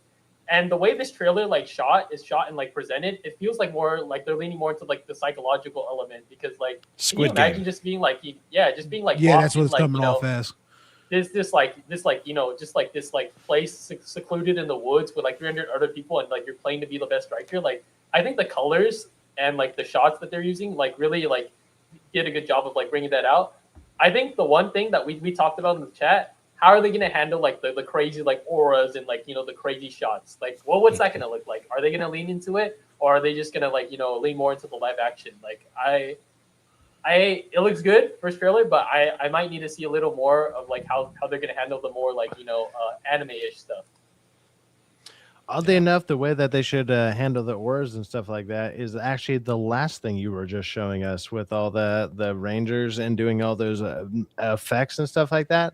That's what it should look like. They should go up to hit a spike, and all of a sudden they just get blasted with the blue aura or whatever, you know? And it's like, that would probably actually look kind of cool. Like, but there you go. Like that would kind of solve a lot of it. I mean, obviously do it for like more today's effects, but yeah. You know, don't do it 1990s Power Ranger style, but you know. I forgot who brought it up, but someone's in a past stream when we were talking about the Blue Lock live action, someone said Shaolin Soccer. So like, you know, you either lean into it like it was Angel. Yeah. Angel, yeah. Dude, you either lean into one of two ways. Like, dude. Yes. I've never seen this show. I want to watch it. I've been watching. I've been getting into sports anime. I've been watching, what is it, Kuroko basketball? Kuroko's basketball. Yeah, Kuroko. Yeah, man. I've been getting into that one. Man. So. Yeah, Blue Lock is a and then I saw somebody else mention Haikyuu. To me, those are like Blue Lock, Haikyuu, Kuroko no Basuke, top tier. All right, Ace of Diamonds also top tier. All right, I think you guys will, you know. Somebody said it's all right. No, Kuroko is good, man. I like the little generation, the miracles, man. I think they're yeah. I think it's kind of cool, man. If you're a basketball fan, it's kind of like, okay, these guys are like crazy talented at like one thing, you know. Mm-hmm. Yeah, I like it. I like the setup, you know, the way that Kuroko sets it up. Yeah, no, look, I'm right there with you, Angel, but we're basketball fans, so it kind of rocks with our sensibilities a little bit. Need to check out Slam Dunk then. Yeah, Slam Dunk's actually really good. Slam Dunk's actually Slam really Dunk. good. I can't get into actually sports animes.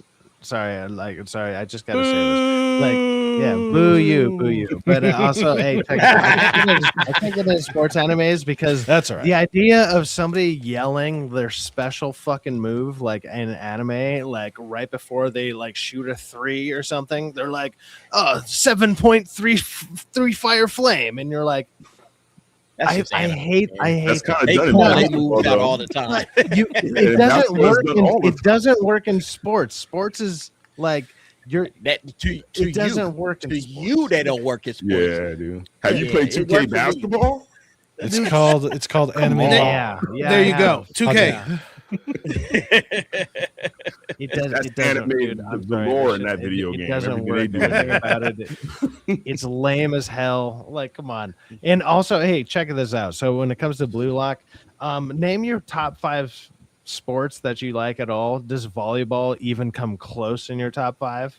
It's not No, even in your top 10. Women's volleyball. It doesn't even women's come volleyball. close. Women's volleyball. Beach women's volleyball. I mean, Yeah, Some think dead about or it, though, alive beach what that- volleyball. Yes. that Oh, power- yeah, there you go, Brandon. Yeah, what dead or alive. Thank you, You know what Brandon. anime would Thank do you. with that? They'd be slapping their asses against the volleyball. That's how anime would portray that. Well, there is the one sports, There'd be like nobody watches this unless they're hitting with their tits or their ass. So they're going to be doing that. Well, as there is a You know sports it. anime I know where it. We all they know do it. that. That is the part of the thing is you bounce the other person out of the ring with either your tits, with their tits or their ass. Oh, that's It exists. There is there's an anime. that's, that- Whoa. I gotta write this down. Which one is that, Brandon? it's Keijo. That's right. Yes. Yeah, no, I it's have clearly just seen the research anime, and I'm like, purposes, that's all. Yeah, Mob said it best. All the cakes. Yep. All the cakes. TGO. Yo, so look, I think Blue Lock from an anime standpoint, I think it's one of the best. I am nervous about the live action adaptation, as I am about all live action adaptations. I don't think they work because anime, like you were saying, it's just a certain style to anime that makes it work. All right, all the auras, all the various moves that they do. It's just like, how's this going to work when you watching live action? So. We'll have to see. We got to move on. We got another topic, and this one, to me, this one is big, okay? Because I don't know if you guys are familiar with Kang Min Lee, but he had a conversation about Frieren, and he's saying that Frieren's latest episode. Now, this is not today's episode; it drops on Fridays. Yeah. It's his last week's episode, but he says the episode embodies right-wing virtue, which I thought was interesting. Now, there are spoilers with this. If you haven't watched episode, what is it? I think episode 4? 4. Yeah, 4. Yeah. If you haven't watched episode 4, spoilers, all right? If you saw all the way up to episode 3, you good? But if you haven't seen episode 4, you might want to dip out, and then you can watch this on the replay. But I'm going to read this, okay, because it's just an article. I guess now you can do articles on X. Yeah. But he says that Frieren, It's actually pretty good. It's a great episode, man. And the article is good. The article is really, really good. So let's go ahead and read through the article. And then, I'll stop and ask you guys for your opinions along the way. I finally caught up with last week's Frieren episode, season 2, episode 4, Other People's Homes. And I'm honestly surprised more people aren't talking about it. It was one of the most explicitly right-wing episodes thus far and one of my favorites. Let me explain. Warning, spoilers ahead. All right, so you've been warned. The first half is light and tender, Stark and Fern's awkward date, the small misunderstandings, the growth. It's wholesome and human. 2 people learning to communicate better, slow but real character development. I will say this. I thought the little date scene that they had was pretty cool. Yeah, I enjoyed it. Yeah, it's a great human. It's like he says, it's wholesome and it's human. It feels like 2 people trying to figure out how to just maneuver themselves through a date, and Stark is not necessarily making the wrong moves, but he's already got his ideas of what he thinks is going to work. And then Fern is like, it was all right. So it's 2 young people, figuring each other out. I thought it was great. All right. But The second half is where the episode truly lands. So here's what he says.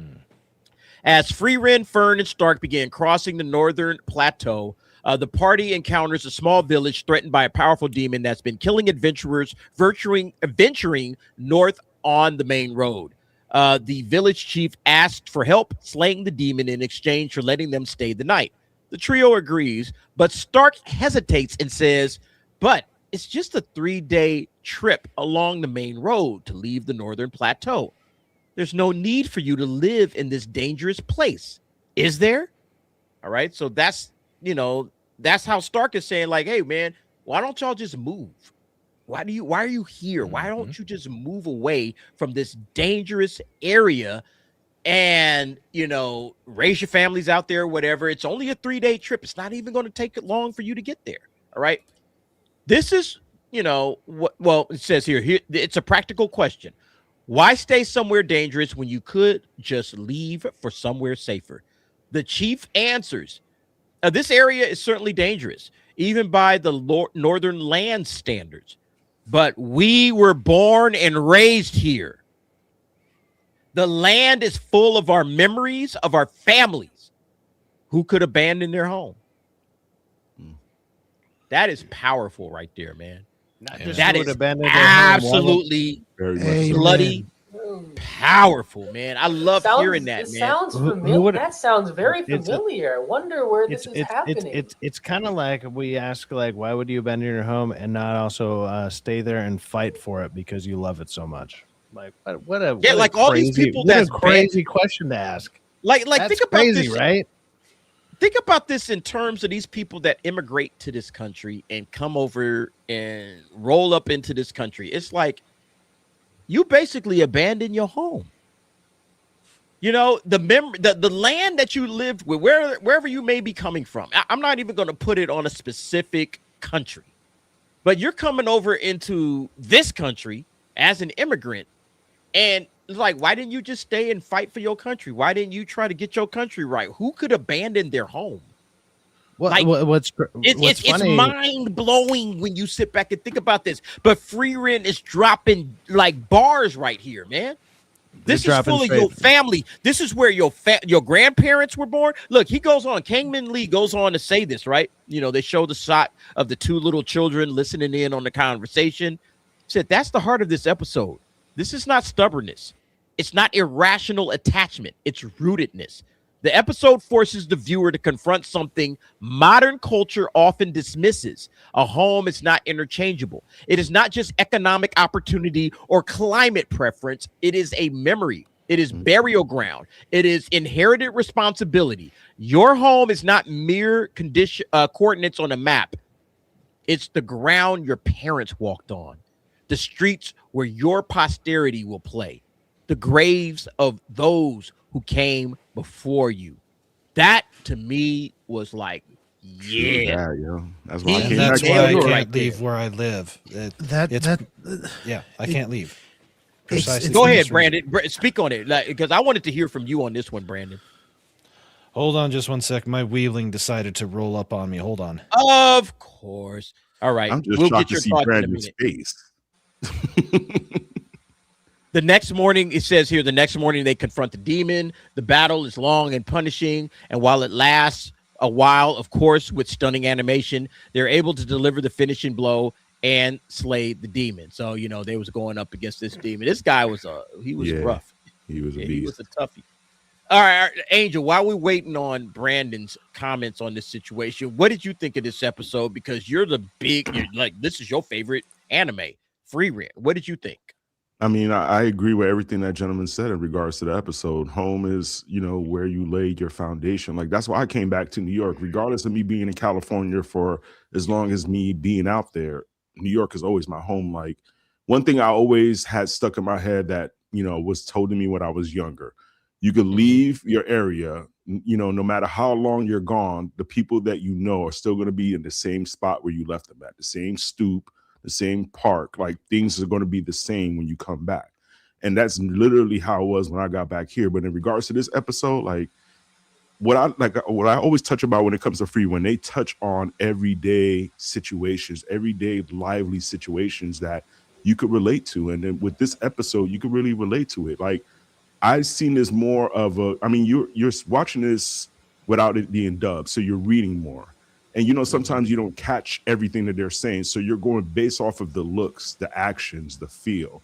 Like you said, with that first date that they had, you could tell like the awkwardness that they had between each other, how she was expecting him to be more of a gentleman and be more, you know, that type of a dude. But he was just like, yo, I'm still a, you know, a warrior. I'm here. This is a date. I'm a dude, you know, don't you like this? You should do this. Like, you could just see the complexity between the two characters. So, I mean, this episode was a good episode. Every episode to me is always a good episode. It's something new that you learn and you could take with you outside of this anime aspect and be able to apply to it in real life. That's what I feel when it comes to this. This is something that I would recommend even little kids to be able to sit down and watch, because you can learn something growing up from this. So it's a really good show.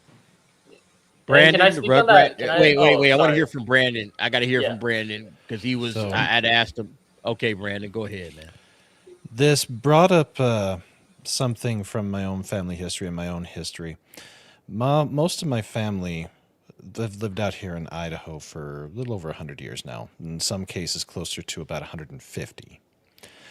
Most of them came from the Germanic regions and from Prussia. They didn't want to fight in a war for some assholes, so they decided to leave. And, you know, be that what it may, they wanted to make a better life. Well, this country provided that opportunity for them to be able to do that. And when they settled here, we've stayed. You know, most of my grandfather's family is still in this area. Most of my grandmother's family is still in this area. I'm from here. I've left 3 times. I've come home 3 times. So I totally get what they're saying and why they're saying it. And yes, at this point, you know, the whole world is pretty much done. Everybody knows where they're from. Everybody knows how everything works. If something were to fall here, there ain't no other place to go. We have to defend the homeland, which is why I'm also, you know, I give people from, let's say, more bluish states, California, New York, a hard time, because the way your states run are a little different than how my state is run. You got 2 of us from here on there. I don't. 3. 3 of 3. I don't blame you for wanting to stay there and fight, because as much as in the, let's say, the minority you are, it's not that small of a minority. We're not talking like a 5% minority. We're talking like a 40% minority. So if things really do come down to a worst case scenario, I would much rather stand with the 40% in California and New York than I would with. Well, the fun part some of about the that others. is being out here in California and learning that you're actually not the minority. You're actually the majority. It's just getting everybody together to do it. They make it seem like it is, but it's absolutely not true. Because I don't know, I'm blue collar as it gets. I work in construction. I do all this kind of stuff. Whatever. Nobody in my field at all is for anything democratic, and it's like, it's not that they weren't. They possibly were before. At Today, one point, they're just like, none of this stuff aligns with what I align with. So yeah. I have other things to say about this, but I'll let you continue, man. Let's finish up Kang Min Lee's article. So he says, after they kill the demon, the gang comes together, and Frieren warns that powerful monsters like the one they just defeated is the norm moving forward in the Northern Plateau. Stark replies, maybe we should have traveled by sea after all. I think it'd be worth the price. Frieren smiles, and we're given a flashback. Years ago, while journeying with her previous party, Frieren said something similar to Himmel the hero. If it's going to be this dangerous, we should have sailed around the whole area. Himmel replied, and this is the part that hit me the hardest. All right. That's why we came all this way. Many people live on the Northern Plateau. I became a hero because I wanted to protect my homeland, so I want to protect other people's homes too. I'm reminded of a very specific quote from a former president of ours.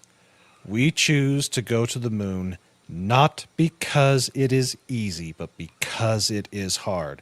If you always take the shortcuts, the simplest route, the path of least resistance, when you do finally get up against true resistance, like what we're now seeing, you're will going to crumble. fold. And that's exactly what Frieren is trying to get into Stark's Yep. mind, and what she had to have pounded into her mind. Exactly. gonna- I'm glad you yeah. said that. Himmel had that. He's called Himmel the hero for a reason, okay? Yeah. Because he's an actual hero. All right. And he understands what's required. All right. No, we don't just sail around and make it easy. No, we actually got to go out and do the hard things. And that's what we want to see in our heroes when we're watching, you know, like TV and, you know, movies and various things. I'm sorry to Brandon. I didn't mean to interrupt, but I thought that was like the point. Exactly, that is the point. And it sticks out in my mind. It's the same way with One Piece. It's the same type of thought process. You've got Luffy and his brigands, if you want to call them that. You know, they call themselves pirates, but they're not really pirates. They more or less are heroes standing up against the world government and telling them, hell no, you can kiss my ass type of stuff. It's the same. It's the same thing. And yes, this is something that we used to pretty much accept across the board, regardless of most ideologies, with the exception of, you know, the Maoist or the Stalinist or the mustache guy. But this is something that has now become lost in most modern culture, especially leftist collectivism culture, because they do not believe in the individual. They do not believe that the individual can make the difference. And what this show is specifically saying is, yes, the individual can make the difference, will make the difference, but ultimately is the only way. You have to have that. I 100% agree, man. So the article continues on. That line reframes everything. Heroism in Frieren isn't abstract. It isn't simply about personal glory, spectacle, or conquest. It's about defending something concrete and rooted. Your home, the place where you and your people belong. Back in the present, Frieren reminds Stark that the Northern Plateau is home to many people. Stark remembers the townsfolk who embraced him after he saved them from the dragon. He remembers his older brother who died protecting their homes from the demons. So I just think this was an amazing episode. And it just, like he says, it does frame everything appropriately. This is what heroism is. This is what it's all about. And he understands strength exists to protect what is sacred. The episode argues gently but unmistakably that protecting one's home is not backwards or primitive. It's virtuous, honorable, and worth the sacrifice. The episode embodies a worldview that feels increasingly rare, that loyalty to land, memory, and inheritance is virtuous. In our current cultural moment where convenience is king, where we're told to relocate instead of rebuild, to detach instead of defend, this episode presents a different moral vision. In an age obsessed with mobility, optimization, and detachment, where we're often told to just move when things become difficult. Ben Shapiro, I guess Ben Shapiro has been saying that. All right, cool. Yeah, he ribbed him pretty good there, and he totally deserves that ribbing. Yeah, because he did flat out say, "Well, why don't you just move somewhere else then? Somewhere, place, you know, some other place." No. Frieren suggests something more constant and meaningful. It says that land matters, memory matters, borders matter. Our home, the place that shapes us, is not disposable. The village chief refuses to abandon his home. Himmel became a hero to protect his homeland. Stark learns that his strength exists for a purpose.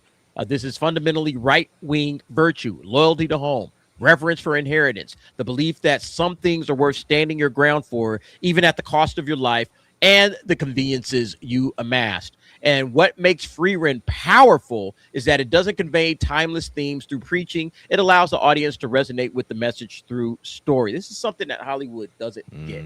There's a message in Frieren. There's an absolute message there, but they don't bash you over the head and make it so obvious that you can't help but miss it. No, it's layered into the subtext. They just say it here. Hey, here's what it is.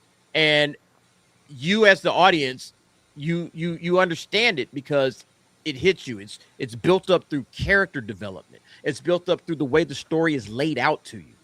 And they cannot do that in modern Hollywood. They just don't have the ability to do that.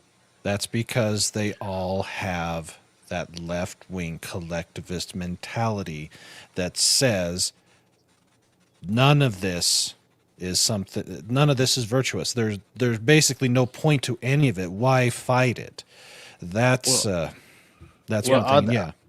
Oddly enough, is what they did is like what old school Star Trek did, where it's like, hey, did we actually do the right thing or did we not do the right thing? And then it gives you the option to be like, okay, and then the story just moves on. You just move on, and it's like it leaves you with the question, like, were our actions justified or not justified? Yes. Did we do the right thing or not do the right thing?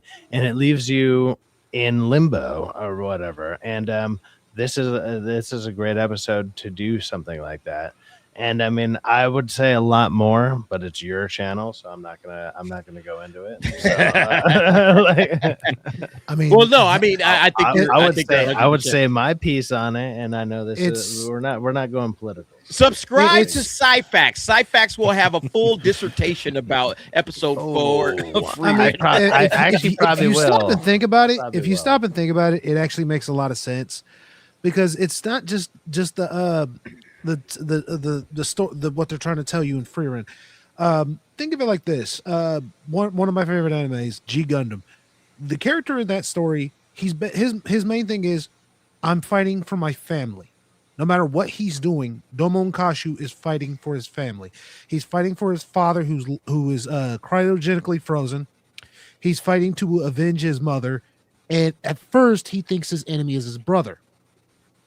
By the time he gets to, I guess you could say, a crescendo in the story, he actually learns the truth. It's not his brother that was the enemy. It's not the Gundam fight that's his enemy. It was basically the one who was pointing him in the wrong direction. Now he has to learn that, and not only does he have to learn how to fight back against that, but he also has to learn, what lesson do I take from the Gundam fight? Is basically just fighting to fight the answer? No. Is fighting to eliminate humans from the earth the answer? No.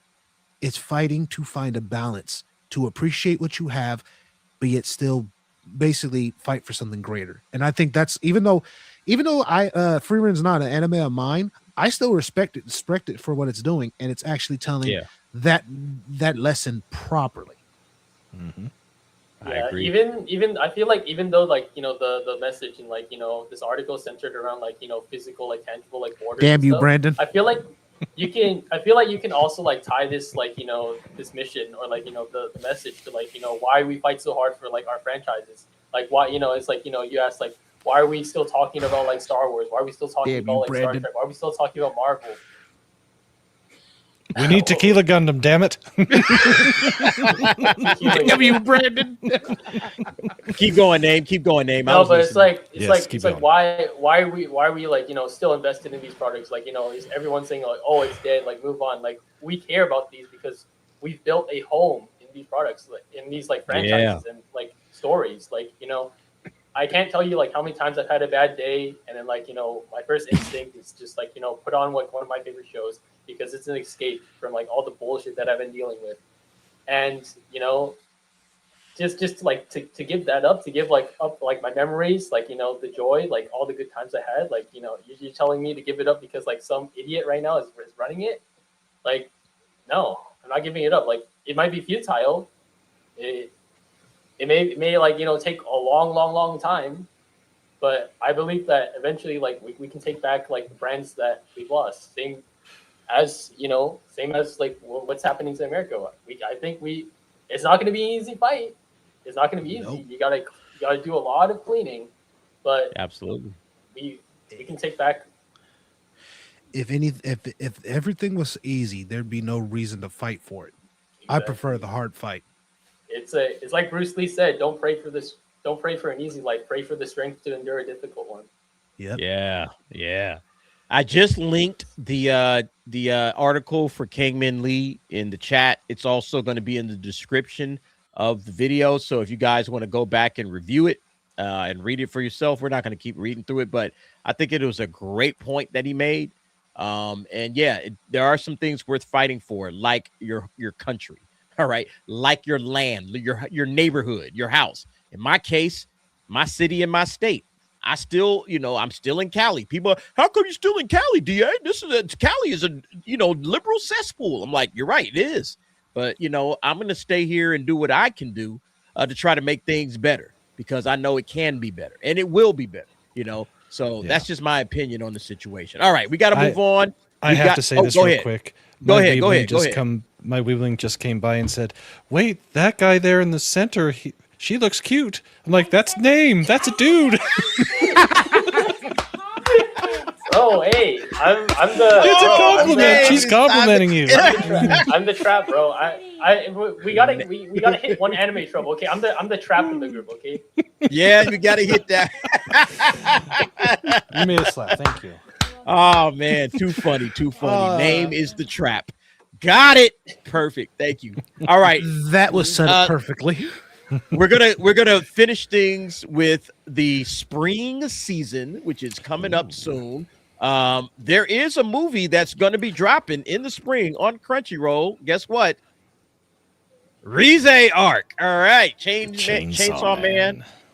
Reze Arc anime film will be on Crunchyroll this spring. So I've been waiting on this one to come to Crunchyroll. I loved Chainsaw Man, saw it twice in theaters. Can't wait to watch it again. It looks like we're going to get this on streaming before we get Demon Slayer, which is kind of crazy, because Demon Slayer, I think it came out like almost a month before the Reze Arc. Isn't this on streaming already though? I could have sworn it's on streaming. I think it was on Angel. I think it was on. It's either on digital or Demon. Like, you mean Demon Castle? It's not on, like, Demon streaming on Castle. demand, Demon right? Castle. Demon Castle's been out for a minute. I'm not Demon sure. Slayer, but is it on like? Castle? Yeah, Demon Slayer, Demon Castle, right? It was. Oh, you're talking about Demon Slayer? Okay, Infinity. I know. That one came out. That one's been out for a minute. Wait, no. What I'm saying is streaming on demand. Like you could watch it on Crunchyroll. As opposed to paying. No, I don't think premium. so. Yeah, I'm not trying to buy like $29.99. I know I could get it VOD, like premium VOD. I'm saying like it's just you can watch it as many times as you want to with your streaming service. It's still not available on that level yet. But Chainsaw Man will be. All right, it's coming on Crunchyroll in a couple of months in April. I'm gonna have to watch it now. Man, it's so good, man. It's really good. Is so really good.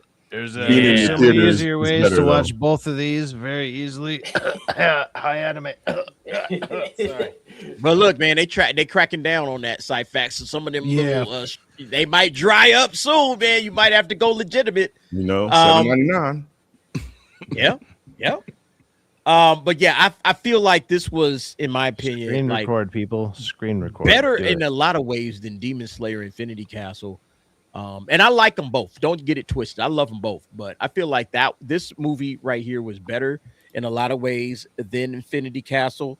And I'm looking forward to, being able to just binge watch this thing, like watch it multiple times over and over again. DA, didn't you say Chainsaw Man was watchable without seeing the anime? I turned that movie off 30 minutes.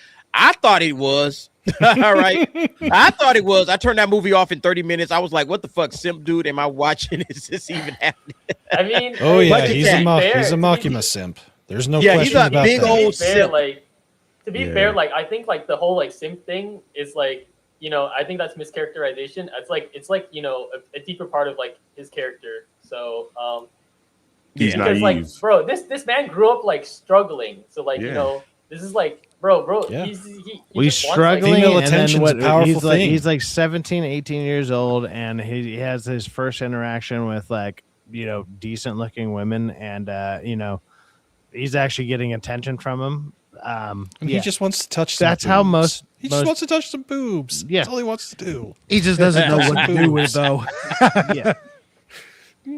If you're not ready for that, then I mean that's on you. Boring, Chris. What's wrong with you, fam? What is Chris doing, man? What? Both out On here. one today. Well, I think he's right. I did not like that first season of Chainsaw Man. Chris Bolts needs to go comb his shoulder hair like I do and just slick it back and relax, dude. Okay, like just chill out. Chill out. Yeah, he's thirsty due to his life. Yeah. Makima got him wrapped around, and Makima knows it. Makima's a motherfucker, man. She is. Yeah, she's She got him wrapped all around her finger, man, and she's just pulling all the strings. That's that thought. And- That's all it is. Yep. That movie was deep, though. It was a deep movie if you look at the stuff that was happening in the background between the two characters, because they both him and were, Reze, like these two they characters, were both scorned in different ways, but they were both identical in the same. You know what I mean? So you gotta really pay attention to it. It was a lot of meaning behind what was going on in that film. Yeah. So. But yeah, I dug it, man. I thought it was amazing. So I'm looking forward to that. So if you haven't seen Chainsaw Man yet, go check it out when it drops this spring. But we got to move on because there's some more stuff dropping this spring. And let's kind of sit back and go through it. Brandon, I know you're going to have a lot to say about this, man. This is my anime list. And we'll go over some of these shows that we're just giving you a sneak preview. Very, very, very brief sneak preview. But you can see ReZero. Fourth season. Got its fourth season. Fourth season of ReZero. That's dropping in April. Slime Isekai. Season Slime Isekai. 60 episodes. They're doing 5 cores of that. Plus, they're going to kick it off with a movie where it's going to be Rimuru, Shion, and Shuna. Yep. Yeah, And then we've got the Classroom of the Elite season 2. Yep. Now, I haven't watched, I've seen the first half of the first season, and I just tapped out. I could not finish Classroom of the Elite, and I know some people swear by it, but it doesn't get better in the second half, because the first half, I'm telling you, man, I was like, all right, these kids are just like little backstabbers, and I don't really care. It must be a modern kid thing, because I didn't get it either, but I know that it's popular. If it got a second season, it's got someone pushing it or some people watching it. So, yeah, you have to at least consider that aspect of it. Getting a second season is not easy these days. So no, I have to agree with Brandon on this one. I think it's getting pushed heavily because, I've seen the anime, doesn't really stick for me, but I have been listening to audio tapes of the books, and trust me, the way if you see the anime, you see how backstabbing they are there. Trust me, the books make it wild. These guys got plans on top of plans on top of plans to just set everybody else up and really wreck somebody. Yeah, this is the Japanese classroom show, very cutthroat within their culture as far as being the top. And what do you do to get to be the best? Well, in some cases, murder. Who knows? I have no idea. This is not my type of show. And actually, I'm going to take these off so I can actually see. Those are the kind of kids who will basically shake hands. They'll each put one hand forward to shake hands. All the while, the other back. Yeah, the knife is right there in the back, and they waiting for the first one to turn. Yep. Okay, I'm just gonna touch on a couple more that I heard about, and I'm like, oh, okay, might be interesting. Look, Dr. Stone, I'm a Dr. Stone guy. All right, I love Dr. Stone. Oh, look, DA look in the corner. That's your favorite anime, T-Bait season 2. Oh fuck, man. Yeah, that's the other problem right there, man. Look, I'm just touching on a couple of them. Okay, Dr. Stone, I am locked in on that. As a matter of fact, can I add this to my list right now? Let me add this. Oh, I already did. Okay, so I already got that added to the list. So I'm definitely watching Dr. Stone for sure. It's one of my guilty pleasure favorite animes. It's a lot of fun, man. And then what I've heard, what was the other? I've heard that they're slowly hitting the end of the story with Dr. Stone. I don't know how much. Yeah, they've been breaking it up a lot. Shoot! It's the anime that Brandon brought up earlier, Ascendance. Season 2. It's Ascendance of a Bookworm. Season 4, finally. And it's done by Wit Studio. Okay, will you scroll back up a little bit? Let me take a look at those 3 above it real quick. Witch Hat Atelier is going to be really good. Wistoria, Wand and Sword Season 2. That's going to be really good. Okay. All right. So these two, Brandon, highly recommend them. Yep. Witch Hat Atelier has sold a crap ton of books in a very short amount of time. So it's the first season of it. And let's see. Yeah, there's so this Demon is season 1. Yeah, this is the first season of this one. That's okay. Season. Yeah, if it's a season 1, I always give it a shot. So let me add this to my plan to watch list. Now, Wistia, I'm actually going to say Brandon is actually hot on the right on the nail with that one. There's like 3 Barnes and Nobles near my house. They cannot keep any books of that series on the shelf. Really? Yeah. Wistoria, huh? Wistoria, Wistoria 1 and Sword. Yeah, I didn't think it was going to get a second season because it was. I thought it was really good, but there's a lot of other stories that are kind of similar to it, but it got it. And the only reason why it gets it is because A, they got the regular viewership, and B, they sell the books. How many episodes is it first season? First season was 12. Okay. So they're probably going to be going for the 12 to 13. They might push it for the 16 in this one. Yeah. Okay. They might. All right. Chris Bolt Let's says see. Wistoria is great. Yeah, name just mentioned it. T-Bait, bruh. I just did not. No, I tapped out. I thought it had a good premise, and then I just checked out after like maybe episode like 6. I was like, I am not interested in returning to this, man. Okay, Isekai. Did anybody Nonbiri? watch and finish the beginning after the end? I didn't even bother with that. It's trash. I've one heard right it's next to trash. it is fantastic. Family clean harem. Farming life. Brandon, I love farming life. I don't Farming know life if is it's so family friendly, good. Brandon. He has a harem. He's a harem. Yeah, he has the harem, and he's starting to pop. He's doing what the good Lord told him to do: be fruitful and multiply. And he's doing it. This is like this anime is like actual Japanese propaganda. Like this dude, like he has like so many wives, it's and so he's like good. populating. So like. That sounds like this is something that might be awesome, man. Oh, it's a fantastic story. It's a lot of fun. It's very slice of life-ish type. Yeah.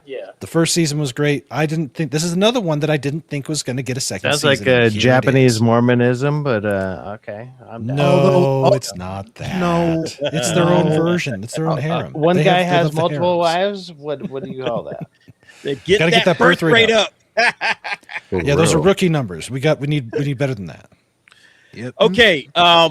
Demon of the Shadow Realm. It sounds great. I haven't heard much about it. Is that any thoughts on that one? That's actually kind of interesting. I kind of want to Just by check the that title out. and like the little blurb, I might check it out. Yeah, that one will probably be a good starter one. Oh Yeah. wait, it's done by Studio Bones. Okay, we might. Yes, check that that's out. why. So Studio Bones. does Gachi Akuda, My Hero. Mhm. They know what they're doing. Okay. They know what they're doing. Okay. I'm in. Okay. You said Gachi Akuda. That's all you had to say, my guy. All right. Okay. Piqued my interest. This one here on the left. This Warrior one was supposed to have come out. Barbaric King. I've heard of this. Yeah, I've heard this good one things. got delayed by 2 seasons. From what I've been told, I've got a person within my group that has been reading this, and she absolutely loves it to death. Okay. So yes, I'll be checking that one out. The middle one I'm gonna watch. Yozakura Family season 2. The season 1's like pretty long. It's like 20. Like it's a full like 2 core. So like 24 episodes, 23. So like it's a little hard to like start, but I think it's a really like interesting premise. Like, dude marries he marries into he marries his childhood friend because her older brother's like trying to kill him, and you're like one of the rules is like you're legally not allowed to attack family members. So like to get her to not get killed, he marries into her family, and now like he has to like train to become an assassin. So like that sounds fun. Oh, it's funny. It's Yeah, good. it is. Yeah, I like that's that. a good one. I like That's that. what I need And to it start. actually gets like a little serious like towards like the second half. Like they actually like start revealing stuff like about his past, and the stakes get higher. Okay. Let's switch it over to Brandon's list. He has his pulled up. You ready, Brandon? I'm ready. Let's go. All right, here we go. What we got, Okay, man? So Witch Hat Atelier, ReZero, Slime Isekai, Classroom of the Elite. Don't know about that one. With Story 1 Restored, Dr. Stone, Dohoro Hedoro, Season 2, Irumakun, or Demon School, Welcome to Demon School, Irumakun, Season 4. A lot of returning seasons this spring. What else here? Oh yeah, the My Hero special airs too. Yep, so. the My Hero special. Yep. Let's see. Next, Akane I would go Banashi. with... Ooh. This is one that I didn't think was going to get it. The Most Heretical Last Boss Queen, From Villainous to Savior. Villainous shows are very touchy. They're really either hit or miss. I liked it up until that last episode. Another show that I didn't think was going to get a second season, it did. Okay. Shocking. How was But, the first let's season? see. The first season's on High Dive, and I liked it up until that last episode. And then probably the most what the hell Rooster Fighter Fighter? What the fuck? and New Mononoke movie. Yeah, I was Yeah. tripping out on the Rooster Fighter. I was like, somebody's choking their chicken, or what was going on? Nope. What the heck? So Angel, KG. Angel, I swear to God, when I first heard the title, I honestly thought that too. Holy shit. Oh shoot, they got the All Might voice actor to do it. Okay, Yep. this is crazy, bro. Like, There he is. Shit. Yeah, check. I'll turn the volume down, but you got to check this out. Come on, blow up. Oh, it's not going to blow up for me. So, Yeah, you're not gonna get it, man. ooh, you see, looks based on the best-selling manga. It looks like we're going up against some massive kaiju's. Or Oh, this is wild. Yeah, Oh, look at the hell face yeah. though. Wait a minute. they're trying to Is feed him that- chicken. She for real. Oh my God. Yo, what the hell? Here Yeah. it is. I'm adding it. It's on my. All right, I'm adding Yep. that. Yeah, I gotta add I'm this adding too. This is I'm adding This to is my list. this one's I'm going adding this to wild. my list. This look wild. Yo, Angel, Okay. Angel, DA, I'm gonna wait till you guys watch that, and then I'm gonna get you guys' response. And if it, I'm oh about to go on wow, Crunchyroll right now. Add that on my list. Yeah. Ace of the Diamond Act 2 Season 2. I am watching Ace of Diamonds season 2. That I am Ooh. looking forward to. Yes. okay. And it looks like we have a few other. I wish they would have had the English translations, but they don't yet. But they're, it looks like we have more fantasy shows, some maid shows, maybe some, other stuff. But there's plenty of stuff this season. So a lot of stuff returning, a few new things, some what the hell, and some, I gotta some good potential.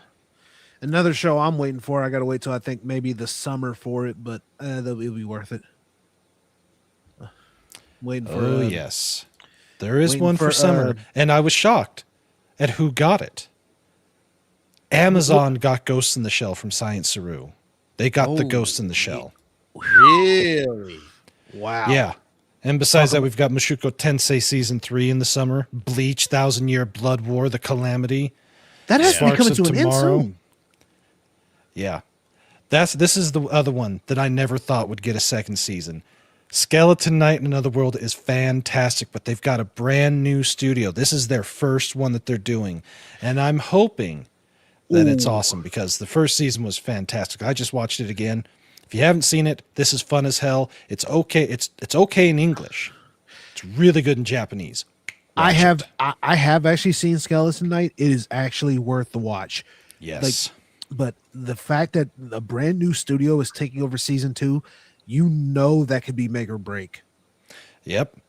And then we've got also in the summer. Oh, not sure what this one is, but we Illusion know what this one is. Samurai. Oh wait! We in the summer now? All right, This look, is we summer. don't have to say we're still in winter right now. We're already talking in spring and summer. Well, we were yeah. just giving bring us. it. That's because my list has shrunk. My list has shrunk a lot. You got a lot to get bring caught it up back to, on for like, the summer and the spring. We To got a bring it back lot to get. To bring it back to the spring conversation, the Crunchyroll anime nights. I feel like that's coming up in like a few weeks. What do you think? Mhm. Like, you guys have any guesses on like what anime they're gonna be showing from like the spring season on that one? I do believe he'll probably get. Well, ReZero's kind of. I think we'll get Dr. Stone. I think Dr. Stone is safe for that. I don't know about ReZero. It really depends, but it could be ReZero. Slime. I mean, they'll give us something that's gonna be pretty mainstream, and then they'll give us like something out of the blue. What that'll be? Who knows? Maybe it'll be I think like one of.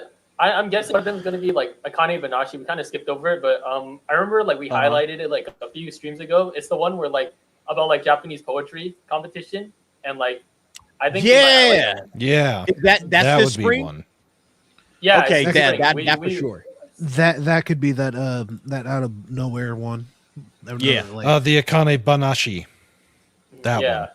Do we know what platform Rooster Fight is streaming on? Because if it's owned by Crunchyroll, I feel like they would drop that. In the future. The Cockfighters. Let's see. I mean, it's from Viz. Oh, does it Crunchy- have? Crunchyroll. It doesn't say. Wait, hold on. Adult Swim. Adult Swim. Are you serious? I am as serious as a Is heart that attack, which I'll crazy? probably Look at have this. So it's gonna be on eventually. Yo, HBO you're then. right. Holy crap! The Attack on Titan replacement. Oh no! Yeah. KFC need to Yo, market this. hold Wow. on. That Yep. tagline Dude. is a pause. Dude, if I don't know if to KFC save would the get it world. because I think Popeyes might beat them to it first. For real. But they're Tuesdays, yeah. Wow. Well, hey, look, if it must be good. It must be really good for it to go to Adult Swim. Yeah, it's coming this March. Okay, so yeah, we don't have long to wait for this one. Yeah, 2 weeks, 2 or 3 weeks. Yeah. Well, it doesn't say what day in March. I It's think basically someone put Attack it. on Titans, but with roosters, which honestly sounds kind of awesome. Holy crap, man! Yeah, so I'm looking forward to this one. That one sounds like it's going to be awesome. Look, I just missed a super chat. I can't believe it, man. Jerome's in the house. All right, for $5. Okay, I am 7 vodkas deep. Damn, seven vodkas. Wow. Okay. Hey, Hey, and Jerome, these are we some should hang out sometime, dude. We'll have a good time. Yeah. Dude. Bro, Must be trying Cyfax is like rookie numbers. Must be trying to go for a record or Hey, something. Wow. Holy I crap! can Hey. I can help you boost those numbers, man. You know how people they spot you in the gym? I can spot you at the bar, no problem. I got you. Look, he also wait a says minute. he's eating some recovery cheeseburgers right now. I don't know what recovery Need that cheeseburgers extra are. pour? I guess. 100%. So I have no idea what y'all talking about, but I fucks Gotta with soak DA that up. and the crew. Got to soak Yo, up that shout out to alcohol. Jerome. If you Wait a still minute. here, if you aren't like, I guess because this was like 20 minutes ago, so he could be like 10 vodkas deep at this point. All And right. passed out on the floor. Sound like Yeah, that shot yeah, glasses, that's it, like that's little it. shot Passed bottles out. and drink. Dude, Man. he's hearing this as a fever dream right now. He's just passed out, and he was just like, I swear, somewhere in my past life, DA came to me and was like, "Hey, man, you should stop drinking that much." And I was like, "No." And that No, was it. Cyfax. That was the whole conversation. Recovery cheesburgers to Cy- help him sober up. Look, Cy- if you 7 Cyfax. vodkas in, there's no sobering up for you. You are done, No. bro. Dunzo. Oh, and Are you- May, my Weebling said she said she's sorry. Sobering up. Oh, look, left he's eye there. I'm like still no here. bother. Oh, They're rolling. That's what's up. That's what's up, Cyfax, Jerome. Cyfax. That's how it's done. Yes, Are sir. you Yes, are you spotting him listening. or are you drinking Cyfax? Are you spotting him or are you drinking him under the table?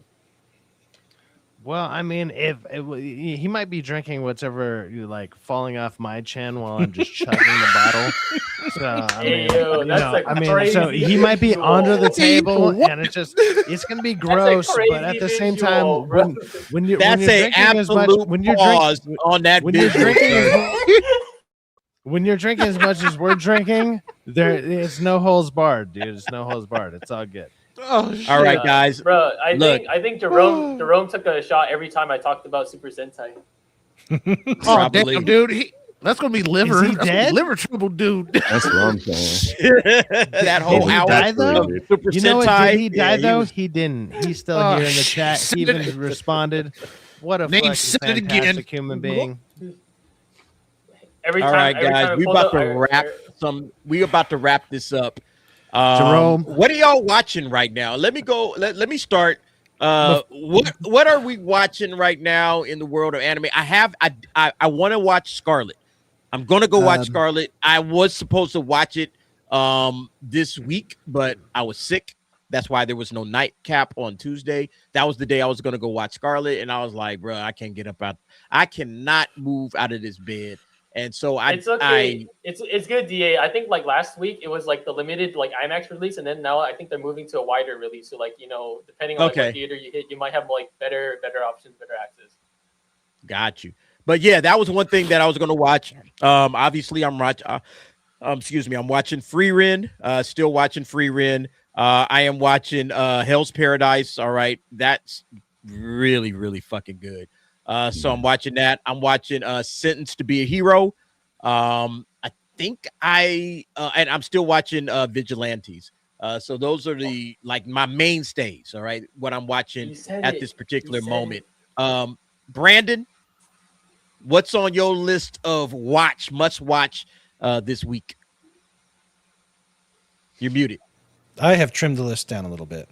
I am down to Trigun Stargaze, Tojima, Hell's Paradise, Wash It All Away, 'Tis Time for Torture Princess. I still laugh my ass off at it every single time. An Adventurer's Daily Grind at age 29. I still haven't finished the first episode of Sentenced to be a Hero, but I will. I am going to watch it. Wow. MF Ghost, fantastic. The Holy Grail of Eris, great.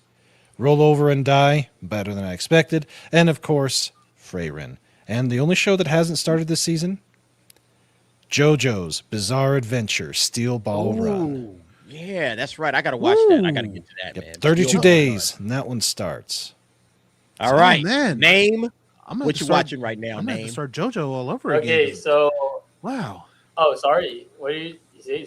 What'd you No, say, no, no, Casey? no. Sorry. He was just saying he got to start JoJo over again. But go ahead. Okay, What you okay, watching, bro? So, I'm watching Fate Strange Fake. Really good. It's thanks for DA putting me on. Another one DA put me on. Jack of All Trades, Party of None. That's a pretty. I am solid also. one. I'm watching that too. Thank you. I left Yeah, that one off. It's solid. It's like it's like It's good. it's like that. It hits that fantasy itch, but they're doing a little things, some things differently. So, and I like the setting. JJK season 3. I know we haven't been getting to it, but this is the first week they haven't had any controversy as far as I can tell. So that's been funny. What else have I been watching? I've been watching Sentence as well, so we're keeping up with that. And of course, we're watching Vigilantes. They're doing the Eraserhead arc, so any main story My Hero fans, you guys can jump in right now and just enjoy an extension of his story that they didn't really cover. And then it's not anime related, but it's like adjacent. I'm watching Kamen Rider, Tojima, and the Kamen Rider Zets, which is airing on Tokusatsu. So if you guys thought the Super Sentai stuff was interesting, all the cool stuff, I would definitely recommend you check it out. They premiere an episode every Saturday at 6:30. So just go over to the Tokusatsu channel, check it out. And show them that there's a market for more of this Tokusatsu stuff, so they can keep bringing it over. That's all I got. Yes, sir. Thank you. Go. All right, let's go down to Angel. What you watching right now, Angel? I know you watching Frieren. Yes, Frieren. I'm watching Trigun Stampede. What else? I'm watching Hell's Paradise. Yeah. I'm still trying to finish up Fire Force. Fake Strange. I keep messing that up. It's a tongue twister for me, but I've been watching that one as well. And then Koriku's basketball. So those are the ones that I've been trying to catch up on. Very dope. Very dope. Sci-Fax, what you watching, G? Well, actually, oddly enough, kind of the same thing as Angel over here. I've been watching a lot of. Well, I've been catching up on Frieren, I should say. And then, other than that, I've tried to watch some of these shows that have been recommended on this show. I've even watched a few of them, at least the first episodes would name here, and I found them wanting. And the best way I could say it is I was wanting to be watching something else. But life happens. It's all good. But sometimes not every recommendation is a great recommendation. But there are some good ones out there. I am looking forward to checking out that movie Scarlet this weekend, probably on Sunday. And that's about it as far as anime goes. Also, I'm looking forward to your 100 episode, dude, on Sunday, man. Yeah, I'm looking forward to it. Have you not shouted that out? Come on. I was waiting till we were wrapping. Okay. That's all good. Well, I'm looking forward to that. You know what? And all the anime aside, that's what I'm looking forward to. I'm looking forward to hanging out with you guys as much. I know you're probably gonna have to cycle people in and out because I think you said it's like a 6-hour ordeal or whatever. Whatever time I'm allowed to be on there, I will be there as sober as possible. So, yeah. Perfect, I'll man. be there. Thank you. All right, last and certainly not least, Stacy Gardner, what you watching, bro? Let's see. Sends a Beer Hero. I'm really liking the story of it, especially the fact of how the hero got set up. So that's something that's dragged me in. I got Rising of the Shield Hero season 5 coming out soon. Yeah. Tsukimichi season 3. So I'm rewatching those shows. Fire Force and that time I was reincarnated as a slime to build up to season 4. All right. Yeah, it's a lot to watch getting ready for the spring season, but lots of great anime out right now, man. This is like, I think this spring has been amazing. Like a lot of stuff I'm watching and I'm like, I'm just going to set that aside and I'll get to that. So I'll watch all of these, right? You know, like Fate Strange Fake. I'm going to watch that. I'm going to watch the whole thing because I think it's awesome. But there's so much other stuff for me that I have to watch, number one. But then number two, things that I'm just more into that I'm just like, okay, I'm setting this one aside. Tojima wants to be a Kamen Rider. I still have to finish that up, but I loved it. I still got to get back to that. There is so much great anime out right now. It is no joke. So, you know, we'll get back to more of that as the weeks and months progress. But thank you, everybody, for hanging out with us on Anime Nights. It has been a pleasure. This has been 2.5 hours. Normally, we go for like an hour and a half. This is 2.5 hours, but there was so much to discuss. You guys can thank me for that. You can thank me. Yeah, that was Name that took over the middle of the, the middle of the show. Yeah, as you close, remove this man. I said, No! You can play it.